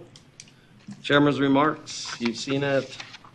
President's report. Any? Just for the record, there's no president's report in the online packet. No, There's no what? The president's report is not included in the online I packet. have it. Then you took it off of the Google Drive because it wasn't on the one that I downloaded. Oh, but I just looked up here. We'll check it. We'll check into it. I'll Yeah, I follow up don't- on that. Yeah, we'll check into that, Jane. I didn't. last time? I didn't have it last time. I have a copy. I don't have it got this time. Any questions for Milton? We'll make sure, Yeah. can we ask Janet to follow up on send that. it out to each of the Yeah. board members, just in case? Inter Arbor report. Any questions? Dick? Lynn, Yes. I take it you got your bond Yes. approved. Thank you all. What's the process on that now? When do you get the money? When you show plans, or what do you? Right, we have to report back to them. It's after, of course, when the money's enacted. So the after bond session. is sitting, waiting for you to present plans. Right. Now, you present have plans a for plans. committee for updating a concept plan. Would this fit into the concept plan? I don't believe so. So- But again, I Because the whole would idea of defer the to Nina concept on plan that. was to have. This was basically just for the Butterfly Building, or the, no, we're not calling it the Butterfly Building anymore, the Guest Services Building. Okay, because I thought the concept plan was going to look at the whole thing and decide where these buildings were going to go, what they were like, or. Yeah, the what- Guest Services Building is in the current SDP, and we have been making plans to go forward with that. We feel like that's a very necessary part of the park, and we think we can get it funded, we hope, within the next 2 years. Okay. Will we be seeing this plan, the CA board? I don't know. I mean, I'd be I would curious to assume know that I'll be giving you a report on it as I get it, so. Okay, well, I think we'd like to know what you're planning to put up there. Yeah, no, I'll give you a report on it as I get it. Thank you. Ginny? Yeah, in terms of it being approved, are we talking about it was approved by the Howard County delegation? What, the bond bill? Yes. All right, but that still means it's going into Has to go into. appropriations and Right. budget and tax, so it's not approved, and It's not a it's another final. whole process Right. that occurs, and That's what I with a thought. lot of other Yeah. counties' bonds that are in what they call a standing committee, appropriations in the House and budget and tax Yeah, that's in the what I Senate. thought. I was a little Right. And then there'll be hearings on that, so we need to pay attention to that in terms of supporting it at those hearings is crucial. And then after that, the governor, just to make sure there's no problems, okay? When do you think that'll come up? Yeah, What's the time frame on that? right, and could you get us, They should be scheduling it now. Right, they're, Yeah. could you get us they're the almost bill at the end of number? the session. Could you get us the bill number? It's Sure. here. And who? That's right. And, We and have it right who, here. yeah, but, and who we need to, like, who on the standing committee? Like, I could even have, like, my mom in Prince George's County write a letter and, Oh, so, nice, okay. so if good. we could get, like, Why don't we get something Here out it's- from you? yeah, I'll that's maybe what I'm get something saying. out from you this yeah, week. I know That it's would on be the very list, nice. but, It's would be very HB helpful. 28, right, HC, Howard County 28. But we'll find out, yeah, you know, see if we as can get a much as couple we people can to write about some when it'll letters. be heard. Okay, moving on, tracking form, any questions? Proposed new topics? Did what I asked for get added to the tracking list? I have a note that it would be added. Yeah, Thank you. Susan says it was added. I have a note to add it. I I heard can't it. do that on real I time. heard you. Okay. Thank you. And Sorry. the topic I asked to be added, that's on there too? Yes. That for next? Go to HR. Yep. Yes. I'll just remind everyone, we have 2 more months, and the BOC met last Monday and set the agendas. Okay, talking points. Let's kind of skip the talking points here. We'll put them Send them together out. and send them out. Yes, you just work with, just have a conversation with Janet and I'll work with her. And I got my notes too, so. Absolutely. I went to the restroom and came back and 7C and D were done by the time I got back. That was 2022. Yes, Dick and Nancy moved to approve those. And the vote was 6-2. Opposed was Alan and Janet, and abstaining was Renee and Rafia. Okay. So we'll double check everything. All right. Actually, amazingly enough, we're 5 minutes edit. All right. So hearing no further objection, we are adjourned. Thank you very much. Appreciate all of you coming out all the time.